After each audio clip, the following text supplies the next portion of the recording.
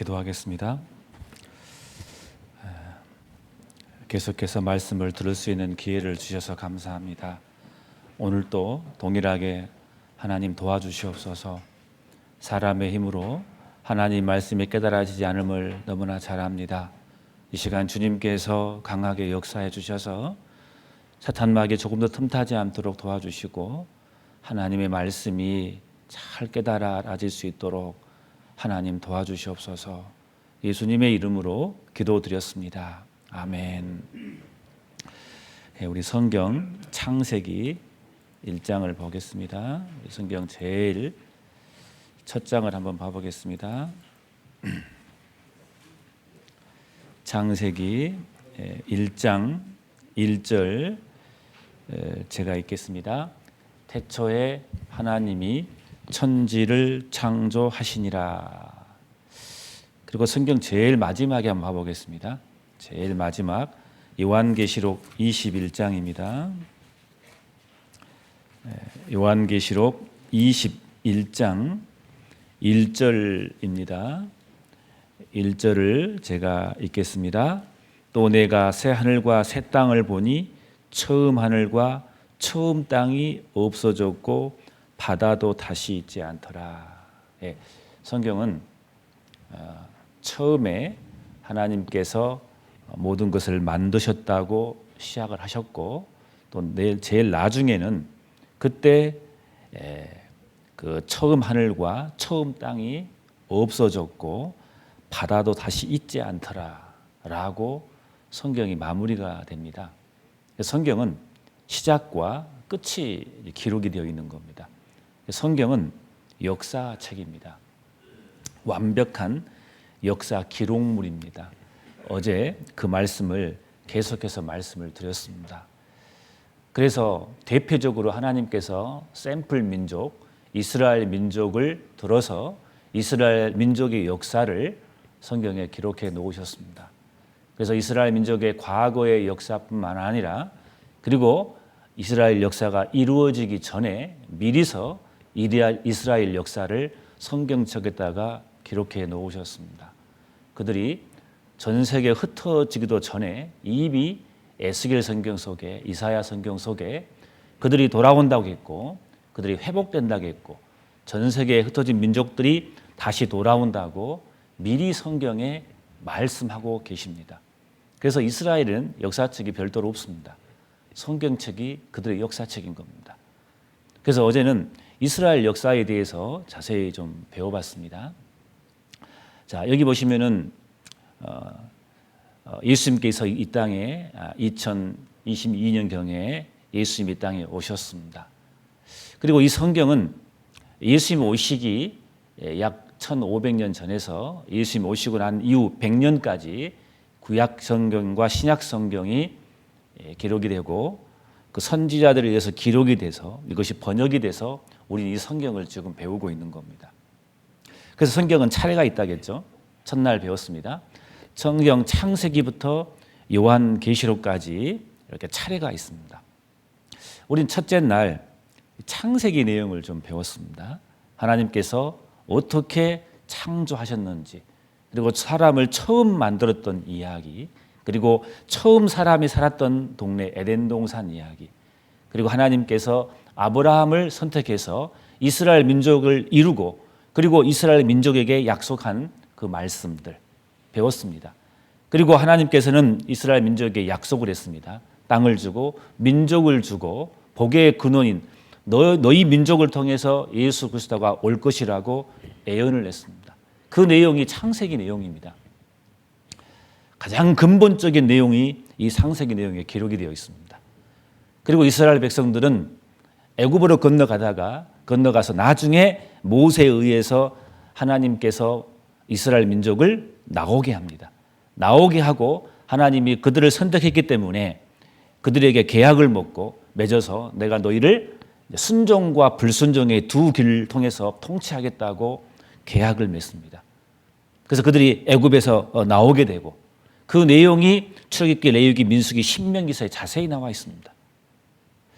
그리고 그들은 하나님이 이스라엘 백성들에게 애초에 약속했던 가나안 땅을 준다고 했습니다. 그래서 여호수아 성경 속에 하나님이 약속했던 그 가나안 땅을 기필코 하나님이 이스라엘에게 주고 말죠. 약속이 이루어집니다. 그게 여호수아 성경입니다. 그리고 하나님은 이스라엘 백성들에게 민족을 준다고 했고 나중에 그들이 나라를 만들고 그들이 점점점 부강해지긴 지지만 하나님이 애초에 약속했던 순종의 길로 가야 되는데 계속해서 불순종의 길로 갑니다.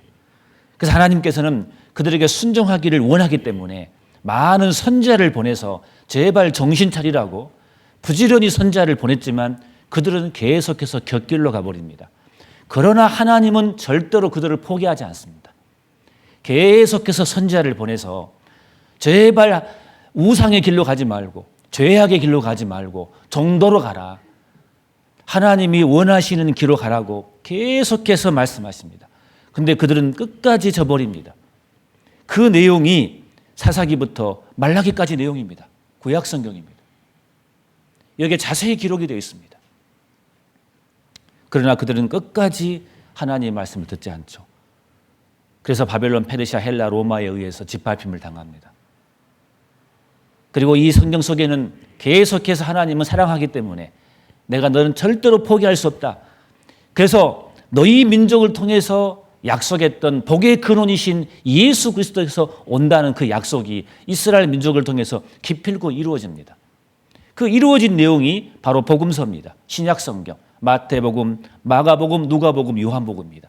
이 속에 자세히 기록되어 있습니다. 이미 구약성 속에 예언했던 그 예수님께서 이 땅에 오셔서 어떤 일을 하셨는지 복음서에 자세히 기록이 되어 있습니다. 이게 신약 성경 첫머리의 네 권의 복음서입니다. 그리고 예수님께서 이 땅에 오셔서 우리를 구원한 일을 하시고 부활하셨습니다. 승천하셨습니다. 그리고 그 복음이 이제 사도들에 의해서 제자들에 의해서 이 복음이 전해지고 많은 사람들에게 이 복음이 전파됩니다. 그 내용이 신약 성경 전부 대부분입니다. 그리고 성경 제일 마지막 요한계시록. 하나님은 요한을 불러서 그 밤모섬이라는 곳에서 이제 미래의 일을 이 요한에게 계시합니다. 예언서입니다. 이게 요한계시록입니다. 이게 성경입니다. 전체 요약한다면 이런 내용입니다. 실은 이번에 시간이 부족해서 자세히는 못했지만 실은 이 전체 내용 중에서 중요한 대목만 여러분들에게 소개를 했던 겁니다. 이 정도만 아셔도 성경 많이 아신 겁니다. 성경은 이런 내용으로 흘러가고 있습니다.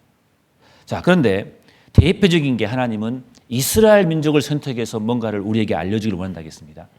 그래서 대부분이 이 부분에 있는 대부분이 이스라엘 역사입니다. 이스라엘과 관련된 것입니다. 왜? 이스라엘 통해서 하나님에게 우리에게 뭔가를 메시지를 전달해 주기 원하기 때문에 그렇습니다. 샘플 민족으로 역사를 통해서 실감나게 우리에게 하나님이 누구고 하나님이 살아계시고 하나님은 어떤 걸 좋아하고 어떤 걸 싫어하는지 하나님의 계획이 뭔지 그 하나님의 원대한 계획이 있습니다. 그것을 말씀으로 다 가능하지만 사람들이 실감나게 안 믿으니까 한 민족의 역사를 들어서 하나님이 통치함으로써 그 민족을 통해서 우리에게 실감나게 전해주기를 원하시는 겁니다. 그래서 이스라엘 민족을 선택한 겁니다. 대부분의 실은 이스라엘 민족의 역사가 성경에 기록되어 있습니다. 그래서 어제 우리는 이스라엘 민족의 역사를 좀 배웠던 겁니다. 그래서 창세기 12장에 아브라함을 선택하고 땅을 주고 민족을 준다고 했습니다. 복의 근원을 준다고 했습니다. 이거 약속은 분명히 이루어지죠. 그러나 한번 이스라엘 백성들은 애굽으로 건너가게 됩니다. 그러나 그 약속을 지켜야 되기 때문에 하나님 모세를 불러서 그들을 나오게 합니다. 치려고 그 성경에 기록이 되어 있습니다. 그리고 하나님이 시내산에서 그들과 계약을 맺습니다. 순종하면 복을 내리고 불순종하면 저주를 내린다는 큰 통치의 원리입니다. 그러나 그들은 하나님께 순종의 길로 가야 되는데 애석하게도 그들은 불순종의 길로 가버렸습니다. 우리에게 교훈을 주는 겁니다. 그래서 이방 나라에 의해서 600년 동안 바벨론, 페르시아, 헬라, 로마에게 집합을 당합니다. 물론 바벨론, 페르시아, 헬라, 로마 이 나라 다 예언되어 있습니다. 성경에. 시간만 주시면 얼마든지 증거할 수 있는데 더 하면은 다음 날 안 오시기 때문에 할 수가 없어요. 이게 다 미리 다 예언됐다니까요.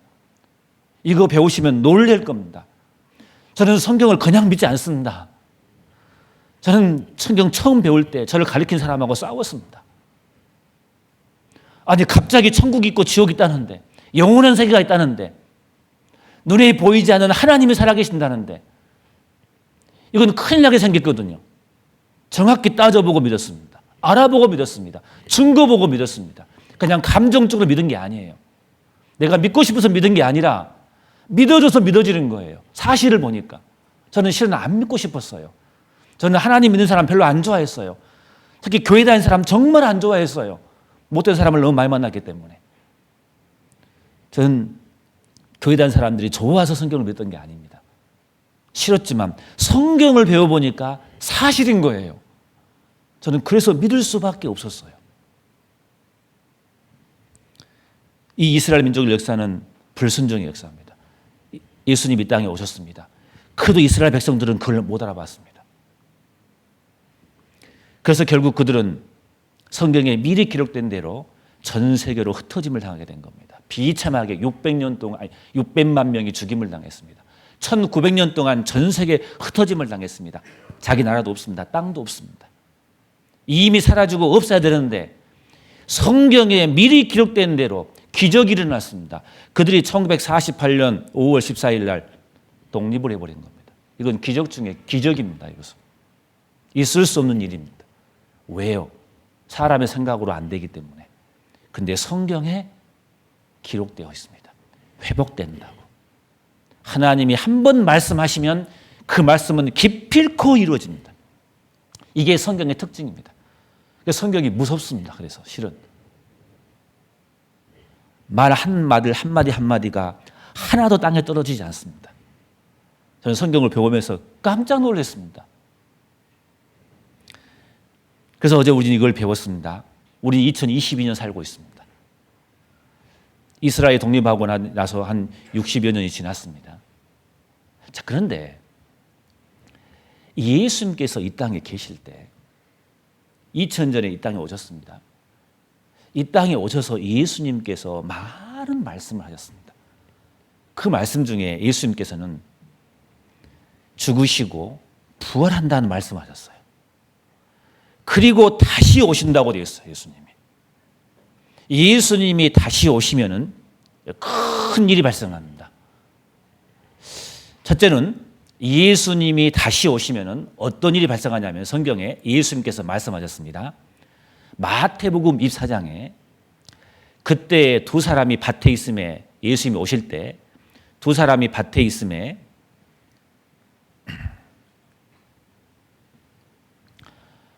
하나는 데려감을 당하고 하나는 버려둠을 당할 것이요 두 여자가 매를 갈고 있음에 하나는 데려감을 당하고 하나는 버려둠을 당할 것이다.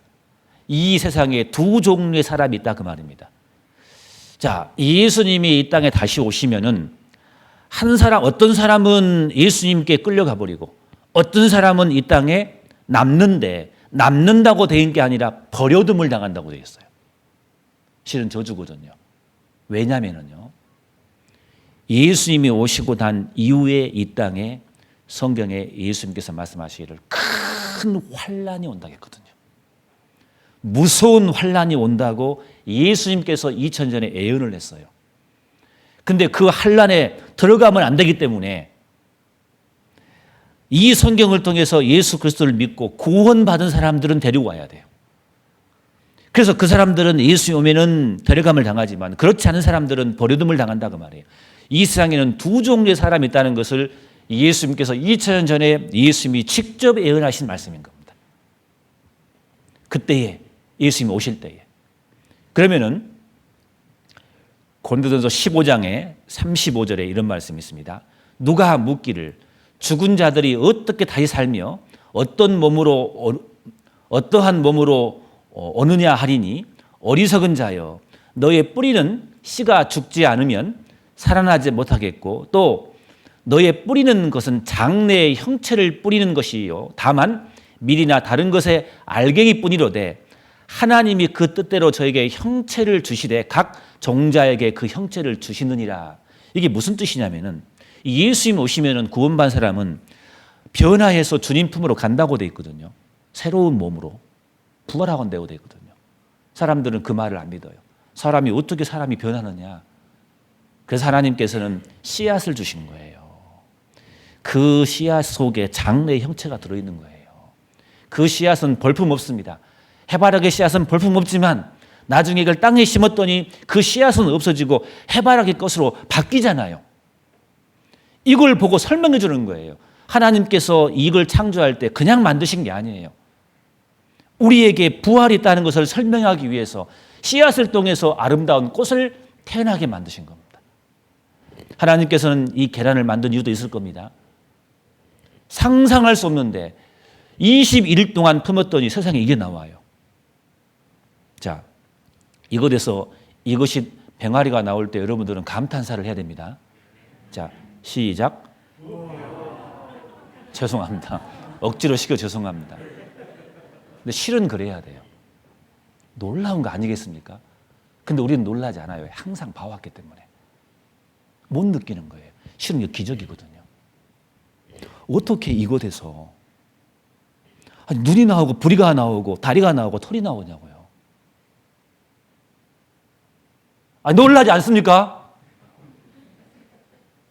전혀 사람들은 감각이 없어요. 근데 하나님이 장치를 다 해놨습니다. 이 지구에. 하나님이 천지를 창조해 그냥 창조한 게 아닙니다. 기적입니다. 기적. 우리는 매일 봅니다. 오늘도 보고 왔습니다.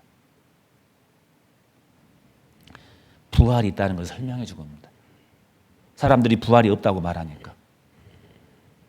그래서 15장 51절에 말씀하십니다. 보라, 내가 너에게 비밀을 말한다. 우리가 다 잠잘 것이 아니요 마지막 나판에 예수님이 오시면은 순식간에 홀연히 다 변화하리니 그랬어요. 순식간에 홀연히 다 변화하리니.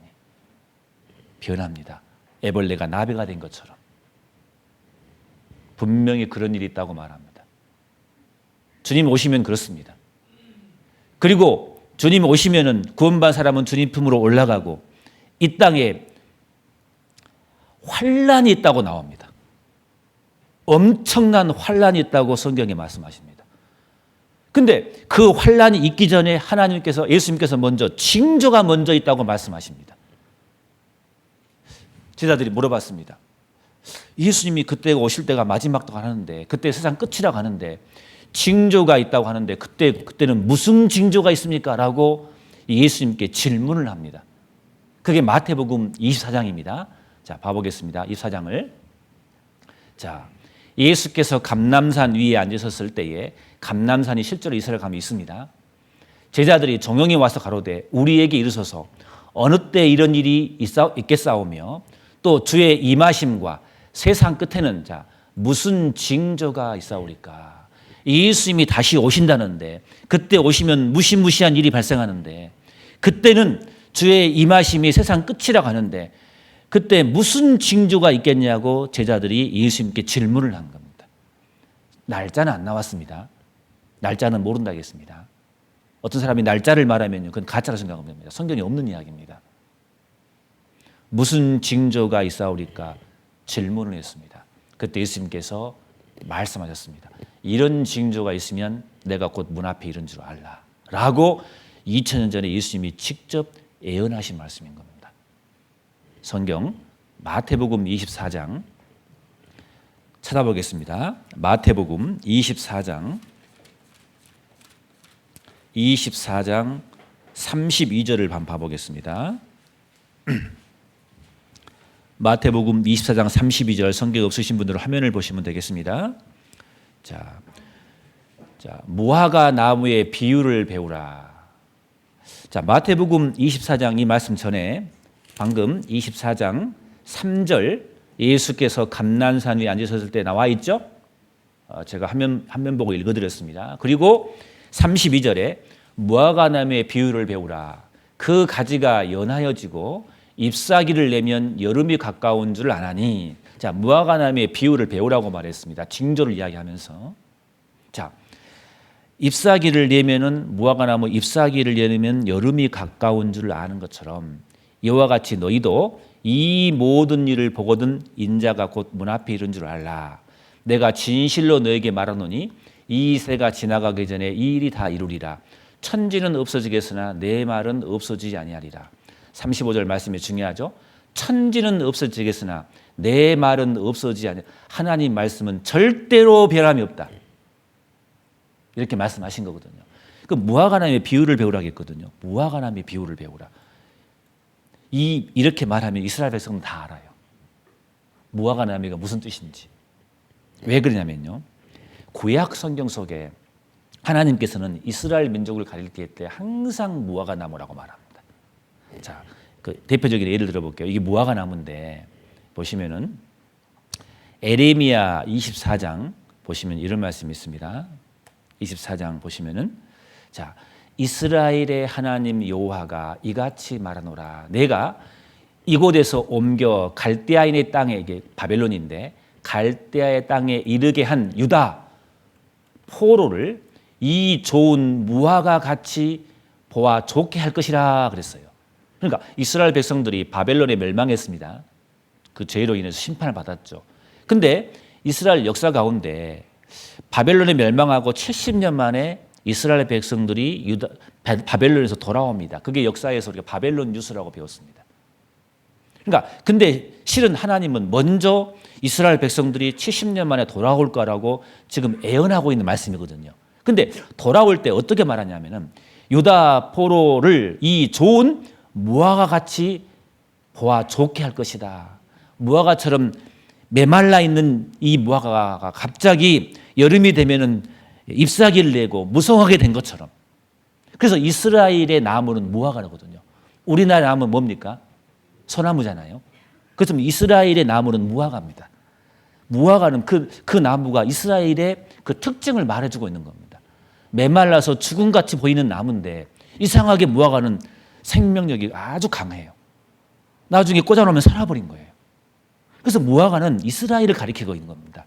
이런 말씀만 있는 게 아니라 에레미야 29장 29절을 보시면은 만군의 여호와께서 이같이 말씀하시되 보라 내가 칼과 기근과 연병을 그들에게 보내어 그들로 악하여 먹을 수 없는 악한 무화과 같이 하겠고 이스라엘 백성들이 악하니까 악한 무화과 같이 한다 그 말입니다.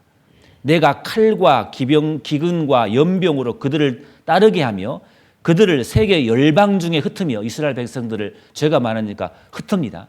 학대를 당하게 할 것이며 내가 그들을 쫓아보낸 열방 중에서 저주거리와 놀램과 취소와 모욕거리가 되게 하리니라고 되어 있습니다. 하나님은 이스라엘 백성들을 그렇게 한다고 되어 있거든요. 자, 죄송합니다. 네, 되어 있습니다. 근데 이렇게 보시면은 악한 무화과 같이 되게 한다 그 말입니다. 근데 무화과가 나중에 잎사귀를 내고 자, 잎사귀를 내면은 이 악한 무화과가 나중에 좋은 무화과로 된다 그 말이거든요. 이런 구절이 성경 구절에 구약 성경이 많아요. 그래서 무화과 나무 하면은 이스라엘 백성들은 자기 나라인지 금방 알아요. 항상 무화과 나무 이야기할 때는 이스라엘 민족을 가리킨 거예요. 신약 성경에도 예수님이 그렇게 하신 말씀이 굉장히 많습니다. 무화과 나무의 비유를 배우라 그 말은 이스라엘을 배우라 그 말인 거예요. 이스라엘을 봐라 그 말이에요. 그들이 완전히 메말라버린 무화과 같이 되었는데 그들이 다시 회복돼 버려요. 잎사귀를 내고 열매를 맺고 회복되면 여름이 가까운 것처럼 인자가 곧 문 앞에 이른 줄 알라 그 말이에요. 무슨 뜻입니까? 이스라엘 민족이 전 세계에 흩어지다가 다시 돌아온 것을 보거든 인자가 곧 예수님이 곧 문 앞에 이른 줄 알라. 예수님 이 땅에 언제 오시느냐? 이스라엘 민족이 회복될 때 오신다는 정확한 말씀인 겁니다. 그래서 이거 한번 봐보겠습니다.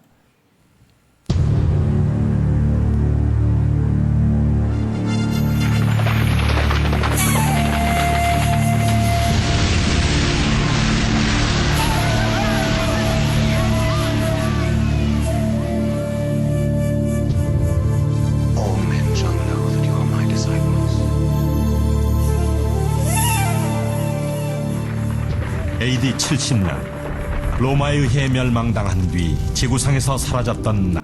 이걸 제가 만든 게 아닙니다. 이스라엘 민족을 안 사람들은 다 아는 내용입니다.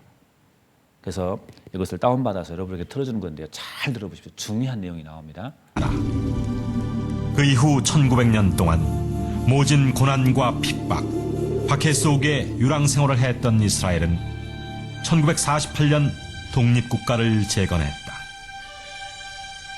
1900년 만에 이루어진 기적 같은 독립. 인류 역사상 유례를 찾아볼 수 없는 이스라엘의 이 같은 역사를 세상은 기적이라 했다.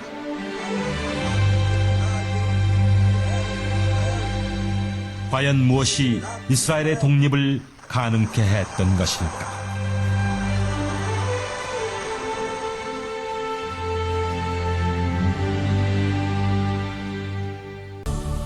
세계 역사상에 한 나라가 망해서 없어졌다가 2000년 만에 조국을 광복한 예가 없습니다. 우리나라로 본다면은 2000년 전에 삼국시대에 해당됩니다. 지금 만주의 대륙에 가보면은 우리 선조들이 다스리던 땅 유적 흔적 많습니다. 왕궁터도 있고 뭐 광개토대왕 비뿐만 아니라 다른 비석도 많이 있습니다.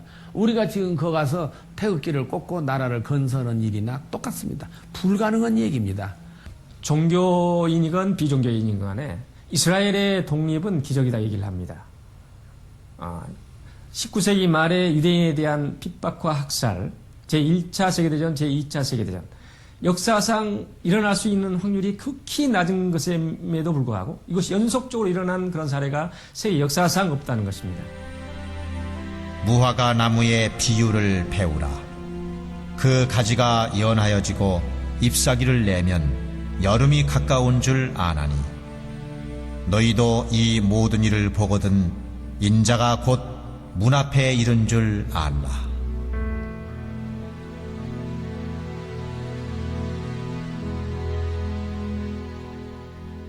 로마를 통해 이스라엘이 멸망할 것이라는 그 예언을 이루셨듯 하나님께서는 우연과도 같은 수많은 사건들을 통해 이스라엘이 살아나게 될 것이라는 예언을 이루셨다. 그런데 왜 하나님께서는 이스라엘을 멸망케 하셨다가 다시 독립케 한 것일까?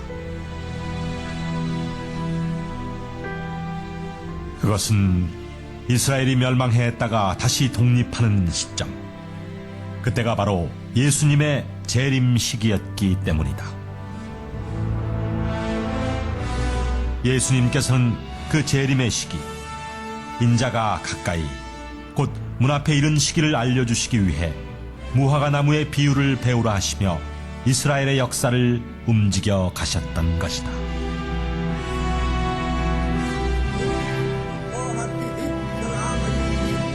(1948년) 벤그리온 수상의 독립선포는 단순한 이스라엘의 독립선포가 아니었다. 그것은 마지막 재림 그리스도의 임하심을 전 세계에 알리는 하나님의 나팔소리였다. 예수님이 베들레헴에서 탄생하리라는 예언을 이루기 위해 호정령을 반포해 온 나라를 움직이셨던 것처럼 1948년 예수님의 재림 시기를 알려주시기 위해 하나님께서는 이스라엘의 독립을 통해 전 세계의 역사를 움직이셨던 것이다.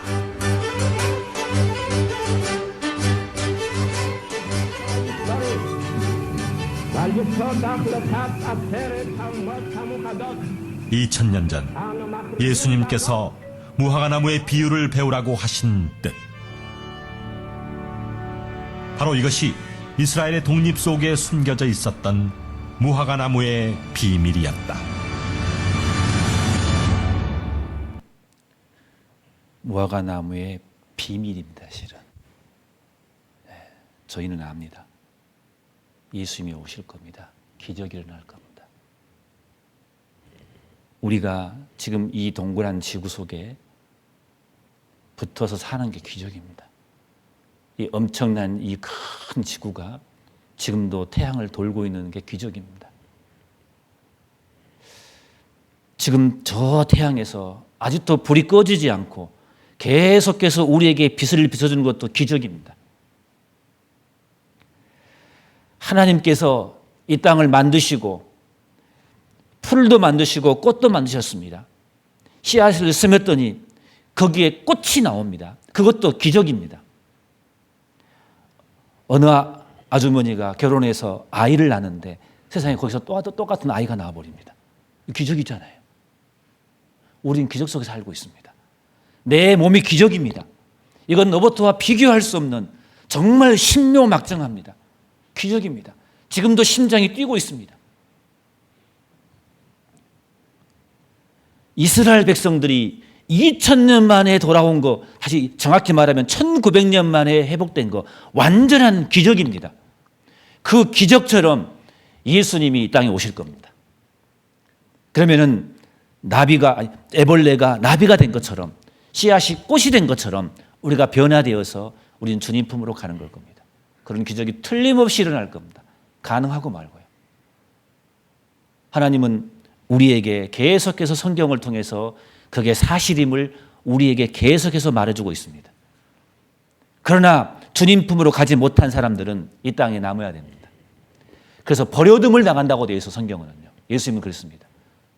그 징조가 있고 그리고 영원한 7년의 심판을 당하고 영원한 지옥으로 가는 게 이 성경의 이야기거든요. 하나님 보시는 인류의 역사이거든요. 끝이거든요.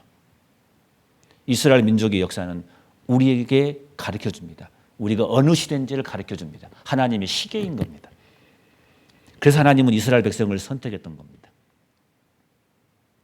다시 화면을 보시면은 자, 이스라엘 민족이 회복될 때 예수님이 오신다고 했습니다. 확실한 우리 시대에 예수님이 오신다는 것을 저는 믿고 있습니다. 왜? 1948년 이미 이스라엘은 회복됐습니다. 이미 강대국이 됐습니다. 이 시대가 지나가기 전에 이 일이 다 이루리라. 천지는 없어지겠으나 내 말은 없어지지 아니하리라. 하나님의 말씀은 그대로 약속을 지킬 겁니다. 이래도 우리 시대가 예수님 오실 시대인지를 분명히 아는데도 불구하고 아니라고 말할까 봐 예수님은 동시에 이스라엘 회복이 함과 동시에 여러 가지 징조가 한꺼번에 이루어질 거라고 말했습니다. 그때 예수님이 이 땅에 오신다고 말씀하십니다. 그 징조가 뭐냐? 마태복음에 자세히 기록되어 있습니다. 24장에 보시면은 3절에 무슨 징조가 있으리까라고 제자들이 질문했을 때 무화과 나무의 비유를 이야기하시면서 또 이야기를 하십니다. 어떤 징조가 있냐면요. 성경에 그때는 많은 사람이 내 이름으로 와서 나는 그리스도로 하여 많은 사람을 미혹해 하리라. 그 당시에는 거짓 그리스도가 많이 일어날 것이다. 그 말이 있습니다. 또 난리와 난리 소문을 듣겠으나 너희는 삼가 두려워 말라. 이런 일이 있어야 돼. 끝은 아니냐. 끝은 뭡니까? 환난이고 심판이거든요. 그러면서 민족이 민족을, 나라가 나라를 대적하여 일어나겠고 이제 민족과 민족과 나라가 전쟁이 일어난다 그 말입니다. 징조 시대에는 이스라엘 민족이 회복되는 동시에 그 징조와 함께 거짓 그리스도가 많이 일어나고 거짓 선지자, 거짓 가짜 예수, 가짜 하나님이 많이 일어나고 민족과 민족, 나라가 전쟁이 많이 일어날 것이다 라고 말씀하고 있습니다. 그와 동시에 처처이란 말은 곳곳입니다. 기근이 많이 일어나, 굶어 죽은 사람이 많이 일어날 것이다. 또 곳곳에 지진이 많이 일어날 것이다. 이 모든 것은 재난의 시작입니다. 왜? 징조기 때문에. 진짜는 뒤에 있거든요. 징조가 먼저 있습니다. 징조를 먼저 보여주는 겁니다. 그 징조를 보고 빨리 피하라고, 준비하라고. 이런 일이 있다고 예수님께서 예언했습니다. 그리고 누가복음 21장에도 이런 말씀이 있습니다. 처처에 큰 지진과 기근과 온역이 있겠고, 이 온역은 뭡니까? 전염병입니다. 처처의 온역입니다. 이것을 지금 용어로 말하면 팬데믹이란 말입니다. 곳곳에 전염병이 있겠고 팬데믹이라 그 말입니다. 또 무서운 일과 하늘로서 큰 징조도 있으리라. 이런 것들이 한꺼번에 이스라엘 민족의 회복과 동시에 이런 것들이 전 세계적으로 한꺼번에 이것이 발생하면은 이 땅에 예수님이 오실 시대다라고 말씀하고 있는 겁니다. 날짜는 가르치지 않았습니다. 아무도 모른다고 했습니다. 그러나 징조를 통해서 하나님이 우리에게 설명해 주고 있습니다. 징조를 종합해 보면 이렇습니다. 거짓 그리스도가 많이 일어난다. 전쟁이 많이 일어날 것이다. 기근, 굶어 죽은 사람이 많이 일어난다. 지진이 많이 일어난다. 온역, 전염병이 많이 일어날 것이다. 무서운 일이 있고 또 하늘의 징조가 있어. 이 무서운 일은 영어 성경 보면 테러라고 되어 있습니다. 테러라고. 하늘의 징조, 하늘의 별들의 징조가 있을 것이다. 이런 내용이 마태복음 24장과 누가복음 21장에 예수님이 이 땅에 계실 때 그 제자들의 질문에 답한 내용입니다.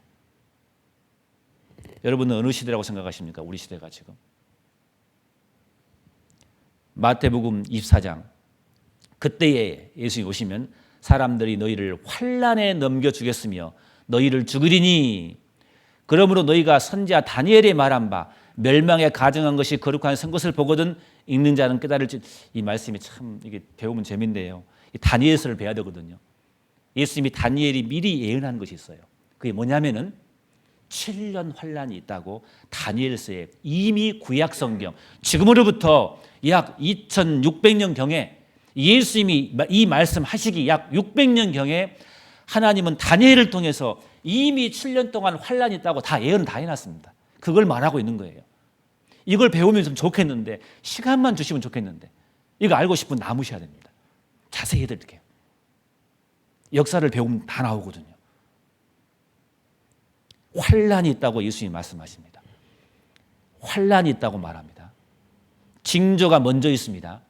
그리고 환란이 있는 겁니다. 예수님께서 환란을 예언하시면서 징조를 말씀하셨습니다. 이런 징조가 있으면 환란이 임박했기 때문에 피하라는 것입니다. 피할 게 있다는 그 말입니다. 그래서 성경에 마태복음, 마가복음, 누가복음에 예수님께서 말씀하신 것은 징조가 주로 말하고 진짜 환란은 이사야 성경, 에스겔 성경, 스가랴 성경 그리고 성경 마지막 요한계시록에 진짜 환란, 성경 7년 환란인데 그 환란에 대해서 미리 다 예언을 다 해놨습니다. 징조가 있고 진짜가 있습니다. 성경은 그런 구조로 되어 있습니다. 징조가 있고 환란이 있습니다. 왜 징조를 줍니까? 이 엄청난 환란이 있기 때문에 이 징조를 보고 빨리 피하라 그 말입니다. 징조를 한번 봐보겠습니다. 여기 보시면은 제가 인터넷 찾아본 건데요. 18세기가 있고 19세기가 있는데 전 지구상에 가짜 그리스도가 있습니다. 근데 18세기에는 몇 명 없더라고요, 보니까요. 19세기에 보니까 조금 늘어나요, 점점. 그런데 보니까 자료를 찾아보니까 20세기 되니까요. 20세기인데 무수하게 많습니다. 꽉 차 있죠. 이 사람이 다 뭡니까? 가짜 그리스도예요. 가짜 예수. 너무너무 많습니다. 지금 주위에는요. 자기가 하나님이래요, 사람이. 현재 국내 자칭 예수 37명이나 있답니다. 다시 오실 우리 예수 최우평님을 맞이합시다. 자기가 예수님이래요. 미쳤죠, 완전히요.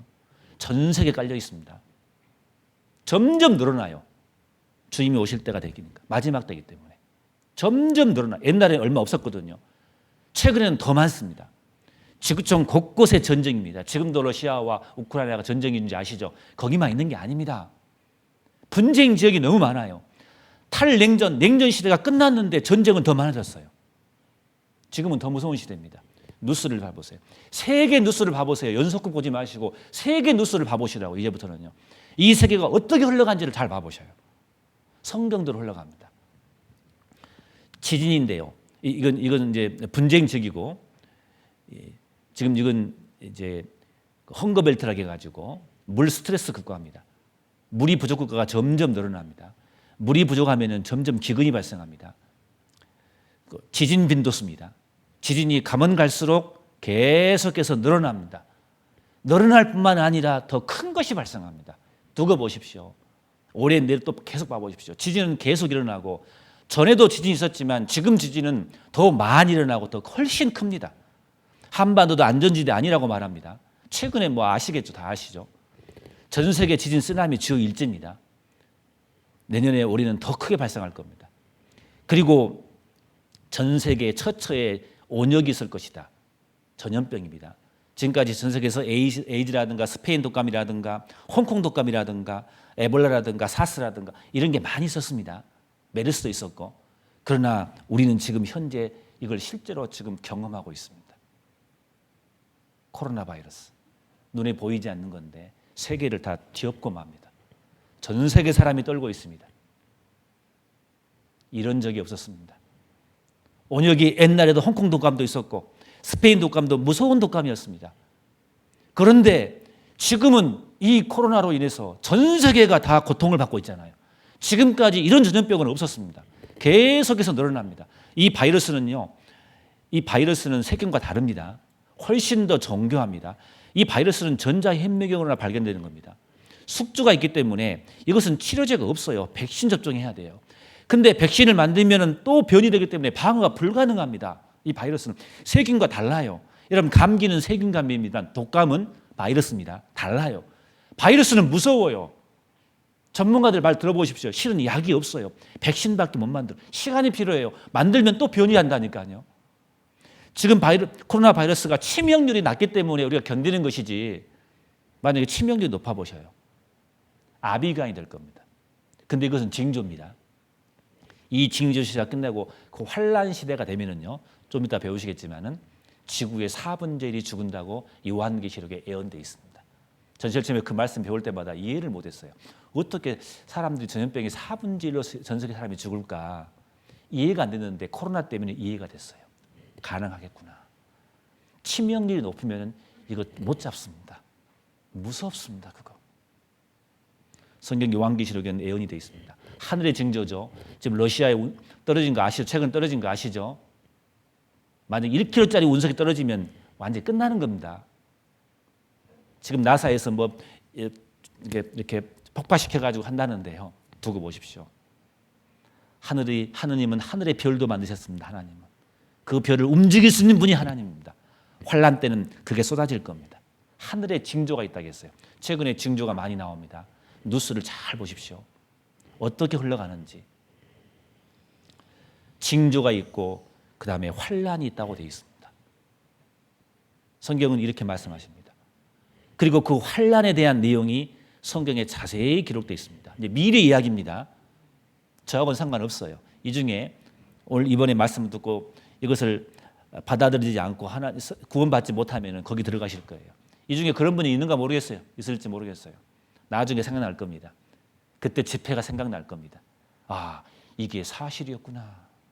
하나님의 말씀은 사실이었구나 라고 생각이 나실 겁니다. 그때 가서. 제 말이 농담으로 읽는 사람은 분명히 후회하실 겁니다. 장담합니다. 왜? 성경은 한 번도 거짓말이었기 때문에. 요한계시록 6장에 예언하고 있습니다. 깨알같이 써 있습니다. 이건 천년 환란의 예언이기 때문에. 그때는 무슨 일이 있을지 자세히 기록되어 있습니다. 이것을 정리하면 이렇습니다. 자, 이 마지막에 있는 이 요한계시록에 이 요한계시록에 7년 환란에 대한 내용이 들어있는데, 자, 적그리스도가 나타난다. 진짜 적그리스도가, 안티그리스도, 진짜 적그리스도입니다. 가짜입니다. 지금은 징조 시대이기 때문에 거짓 그리스도가 나타나지만 7년 환란 때는 자기가 진짜 한 분이 나타날 거예요. 그렇게 예언되어 있습니다. 성경에는. 그리고 붉은 말을 탄다는데 무서운 전쟁이라는 겁니다.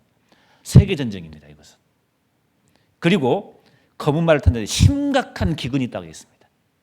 그리고 4분의 1이 전염병으로 죽는다고 되어 있습니다. 그리고 자, 유대인들이 죽임을 당해요. 그때는요. 그 당시는. 나중에 배우겠습니다. 큰 지진, 하늘의 별, 진노의 큰 날이라고 되어 있습니다. 어마어마한 일이 7년 동안 발생합니다. 근데 이것이 있기 전에 먼저 징조가 먼저 있다고 배웠습니다. 예수님은 징조를 먼저 보여줬습니다. 거짓 그리스도가 나타난다. 전쟁이 있는데 이건 징조고 환란 때는 진짜 환란이 나타납니다. 징조 시대 때는 기근이 있지만 환란에 가면은 심각한 기근이 발생합니다.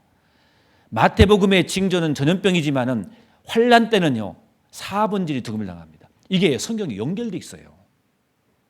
예수님께서 마태복음과 누가복음의 징조 이야기를 하면서 환란을 했는데 요한계시록에는 그 환란의 이야기를 자세히 기록했거든요. 징조와 연결되어 있습니다. 여러분 하늘에 먹구름이 올라옵니다. 그럼 뭐 올 징조입니까? 비 올 징조입니다. 그럼 뭘 준비해야 될까요? 네, 장독대 덮고 우산 준비해야 됩니다. 준비하라고 징조를 먼저 보여준 겁니다. 사랑입니다, 실은. 이게 성경이 연결되어 있는 겁니다. 그래서 환란 때 이런 일이 있습니다.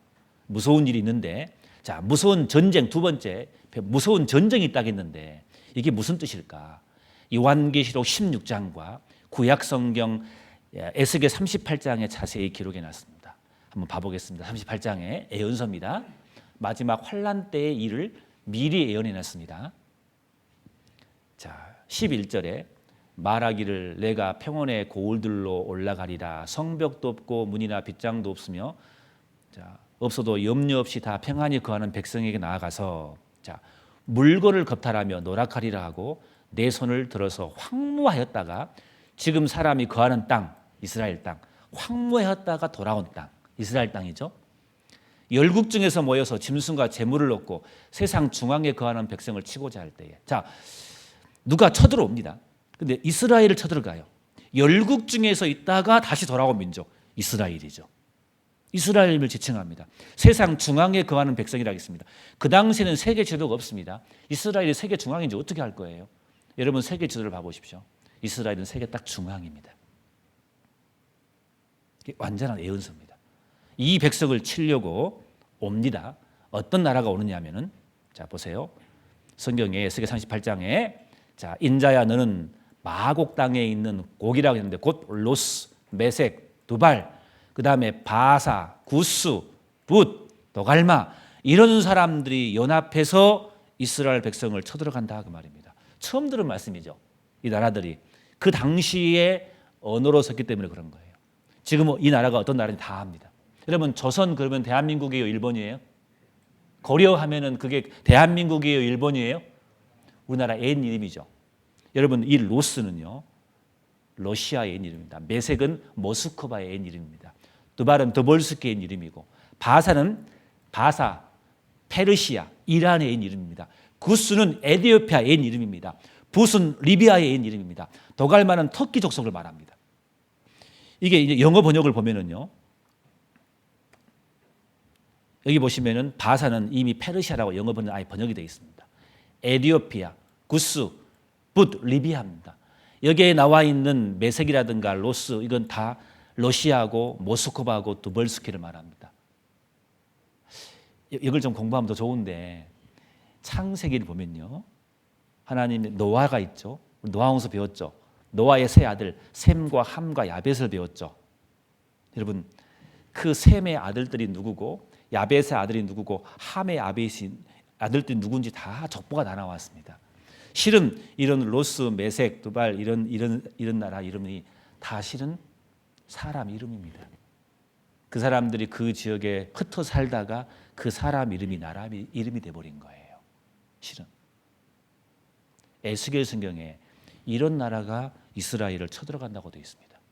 그래서 이걸 그림으로 그리면 이렇습니다. 러시아 연방 곡이라고 했는데 로스라겠죠, 메색이라겠죠, 두발 러시아 연방을 말합니다. 그리고 고멜 동유럽이고 터키는 도갈마고 이란 페르시아 바사입니다. 리비아는 붓이고 구스는 에티오피아입니다. 이런 나라가 연합해서 이스라엘을 쳐들어갑니다. 평안히 거하는 백성, 전 세계에 흩어지다가 돌아와서 살고 있는 이스라엘 백성을 쳐들어간다고 되어 있습니다. 왜 이게 마지막 전쟁이냐? 이스라엘과 전쟁이 같지만 이건 세계 전쟁이 돼요. 왜? 유대인을 건들거든요. 유대인이 미국을 잡고 있죠. 미국이 가만히 있겠습니까? 움직입니다. 지금 정세를 잘 보세요. 러시아가 어떻게 움직이는지 보세요. 오늘 신문 보니까 러시아가 이제 핵을 만들기 시작했습니다. 우크라이나 전쟁이 단지 러시아와 우크라이나 전쟁이 아닙니다. 이거 잘 보세요. 세계 어떻게, 특히 러시아를 잘 보세요. 러시아가 어떻게 움직이는지. 러시아가 분명히 이건 좀 예언서입니다. 2600년 전에 에스겔 성경에 예언된 겁니다. 지금 쓴 책이 아니란 말이에요. 이 말씀은. 이 러시아는요 1917년대 갑자기 공산주가 되었습니다. 그전에는 공산주가 아니었거든요. 그때부터 이제는 냉전 시대가 되어버린 거예요. 완전히 이제 적국이 돼요. 미국하고는. 그래서 러시아가 터키야 이게 보면은 급속도 얼어붙은 이스라엘과 터키. 옛날에는 이스라엘과 터키가 우방국가였거든요.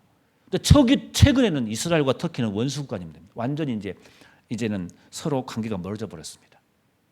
이 터키가 이제 러시아 편이 될 겁니다. 러시아, 터키, 이란 3자 정상회담 최근의 것입니다.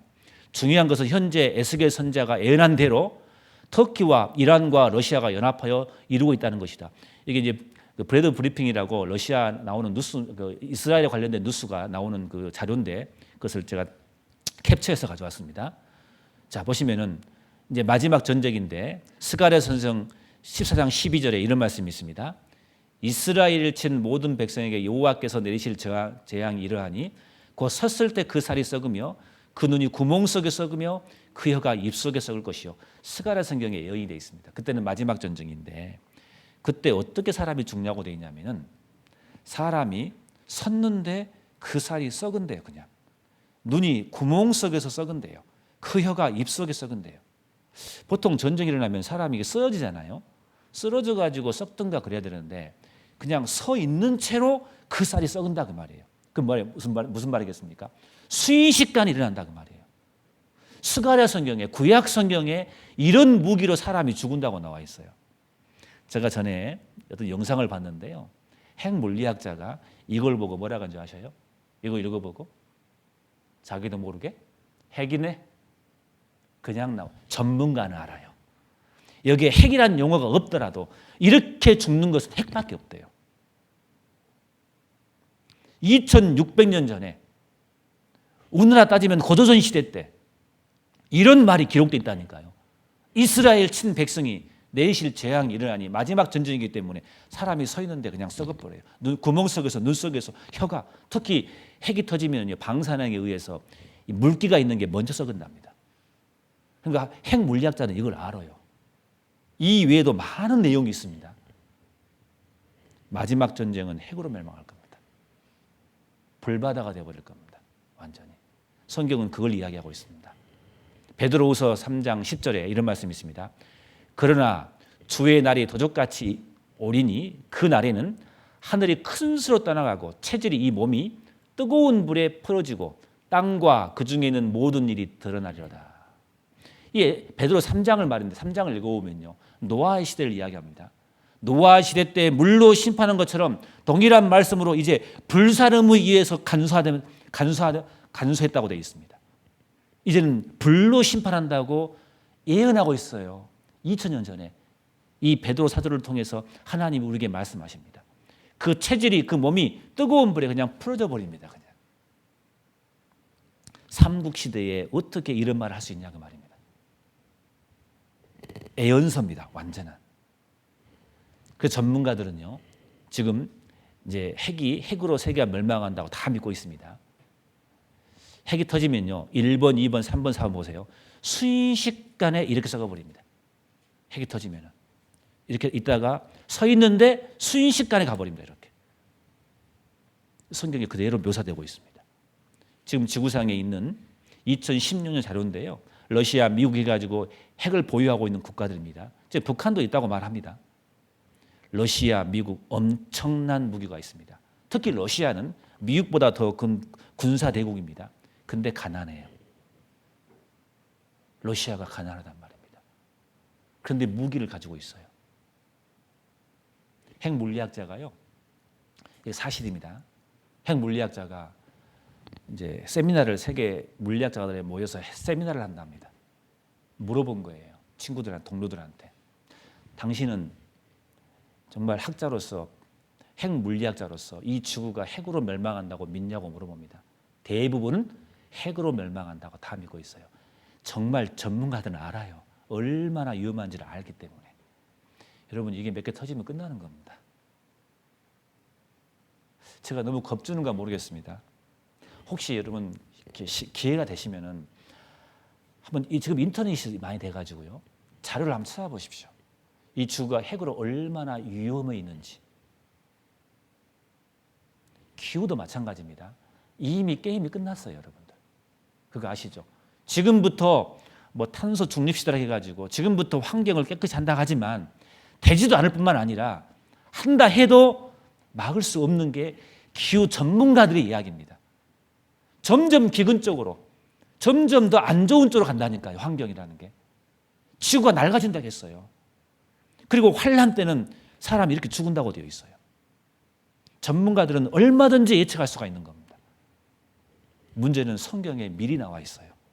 환란 때. 요한계시록 13장에 환란 때 있는 사건 중에 또 하나가 있습니다. 이거 하고 잠깐 쉬겠습니다. 중요한 것이기 때문에. 환란 때 있을 사건입니다. 저하고는 상관없습니다. 이런 일이 있을 거라고 요한계시록 13장에 기록했는데 봐보겠습니다. 16절 저가 모든 자, 곧 작은 자나 큰 자나 부자나 빈궁한 자나 자유한 자나 종들로 그 오른손이나 이마에 표를 받게 하고 누구든지 이 표를 가진 자 외에는 매매를 못하게 하니 이 표는 그 짐승의 이름이나 그 이름의 수라. 지혜가 여기 있으니 총명인 자는 그 수를 짐승의 수를 세어보라. 그 수는 사람의 수니 자 뭐라 하겠습니까? 666이니라라고 되어 있습니다. 참 신기하죠. 삼국시대에 AD 100년경에 기록한 요한계시록에 신기한 말씀이 기록해 있습니다. 사람들의 오른손이나 이마에 표를 받아야지만이 매매를 할 수 있대요. 이걸 받지 못하면 매매를 못한대요. 사고팔고를 못한대요. 전 제일 처음에 이 말씀을 읽었을 때 이게 무슨 뜻일까? 그 당시 시대로 내가 가봤어요. 제가 갔다는 게 아니라 생각을 해봤어요. 삼국시대 때 그 당시 시대에 이 말씀을 보았을 때 요한이 이 말씀을 하나님께 받고 이걸 기록했을 때 어떻게 이해했을까? 다른 사람들이 보고 오른손이나 이마에 표를 받은다? 무슨 표식인가? 호패처럼? 여기다가 뭘 근데 이해할 수 없는 표를 받는다기 때문에 특히 이마기 때문에 분명히 뭘 그린 걸 거예요. 문신인가? 그게 문신인가? 이걸 받아야지만이 매매를 한대요. 그러면 사람이 확인할 거 아니에요, 그걸.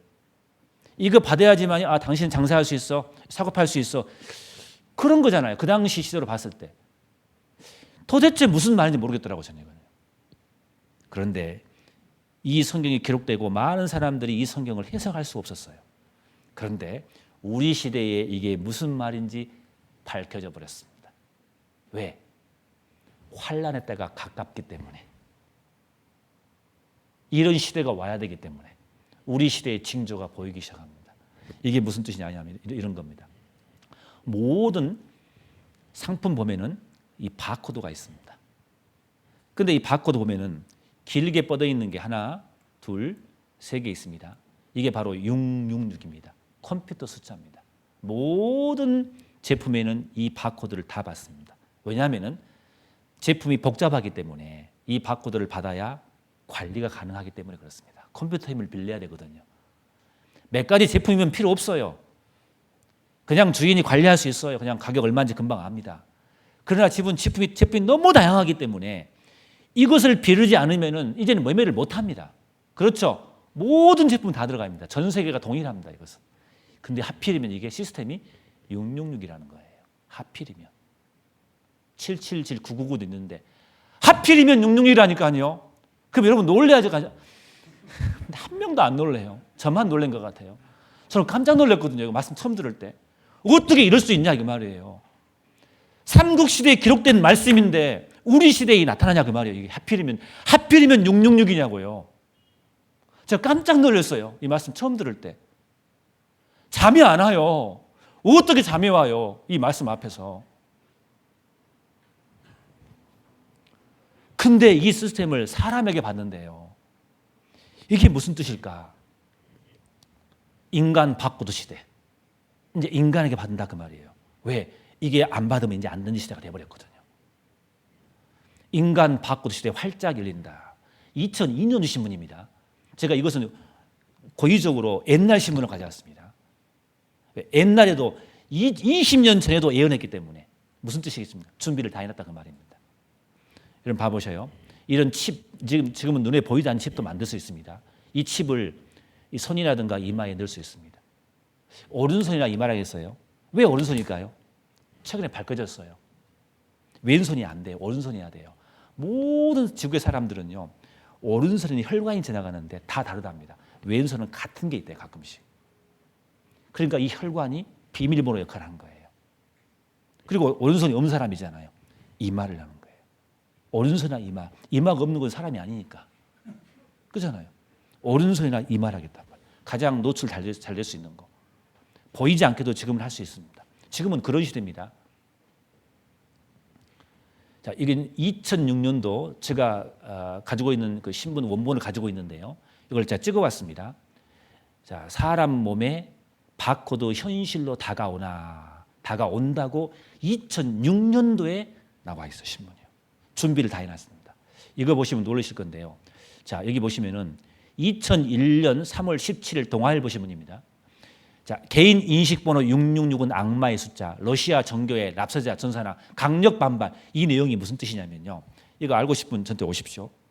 푸틴 대통령이 옛날에 대통령을 한 번 더 했습니다. 그 전에 지금 두 번째 하고 있는 겁니다. 장기 집권하고 있는 것이죠.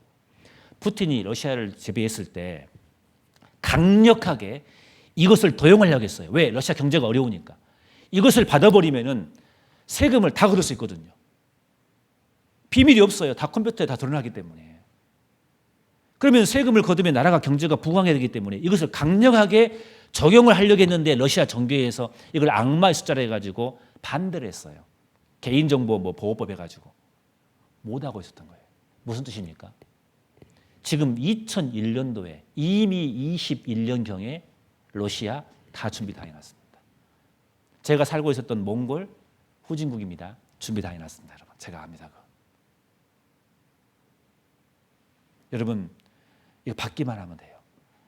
이거 안 받으면 안 될 시대가 돼버렸어요. 이제는요. 더 보십시오. 현금 없는 사회 곧 첫발걸음. 이 영상 보시면요. 사람 몸 안에 넣은 작은 칩을 통해 누구인지 인식하는 기술, 영화에서나 볼 수 있었던 미래 사회의 모습이죠. 스웨덴에서 일상생활에 혁명적 변화를 가져올 칩 이식을 시험 운영하고 있습니다. 운영회사 측은 인체 악영향은 없다고 주장하는데 사생활 침해와 범죄 악용 우려가 지적되고 있습니다. 신호 기자입니다. 주사를 맞기 위해 팔을 내민 이 여성. 독감 예방접종이 아닙니다. 지금은 희망자한테만 1.2cm짜리 칩을 장담했습니다. 예. 사람 이거 상식이니까요. 잘 아시니까 그냥 안 보여주겠습니다. 근데 이게 사생활 침해 때문에 이것 때문에 논란이 많아요. 그런데 여기 한번 보실래요? 최근에 옛날 우리 전 대통령이 있을 때 기업인들을 모아놓고 간담회를 했거든요. 근데 그 내용 중에 KT 회장이 그 대통령이 건의한 내용을 한번 잠깐 봐보십시오.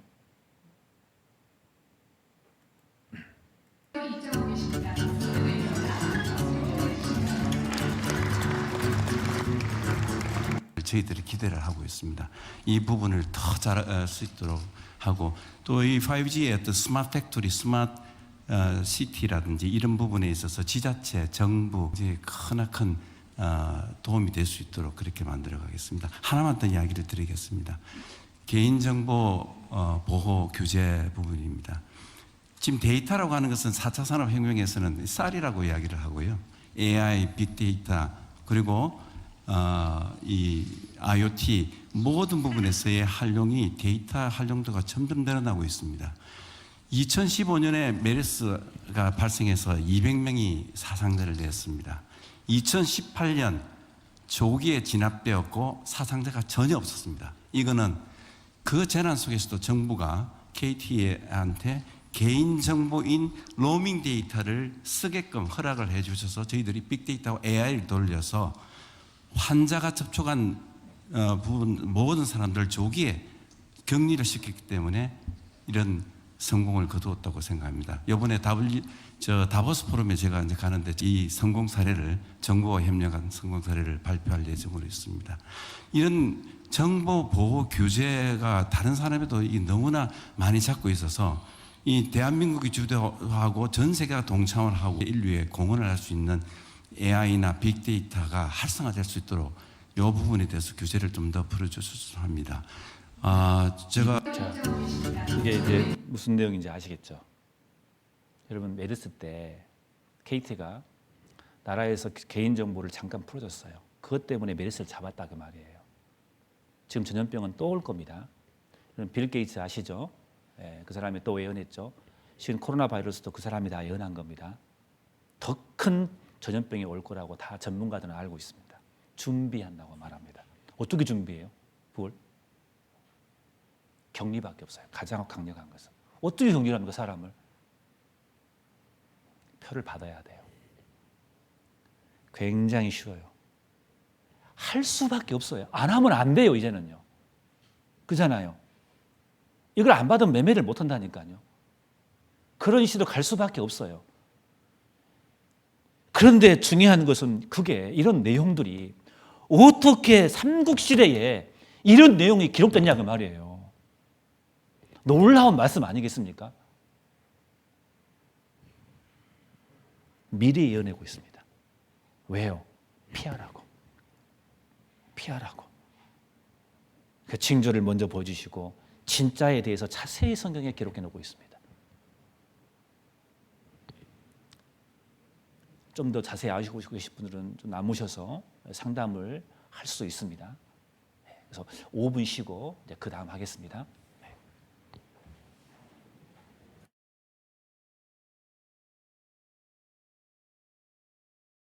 시작. 예. 네, 그러면 시작하겠습니다. 예. 피곤하신가요? 많이 피곤하게 보이신데, 예.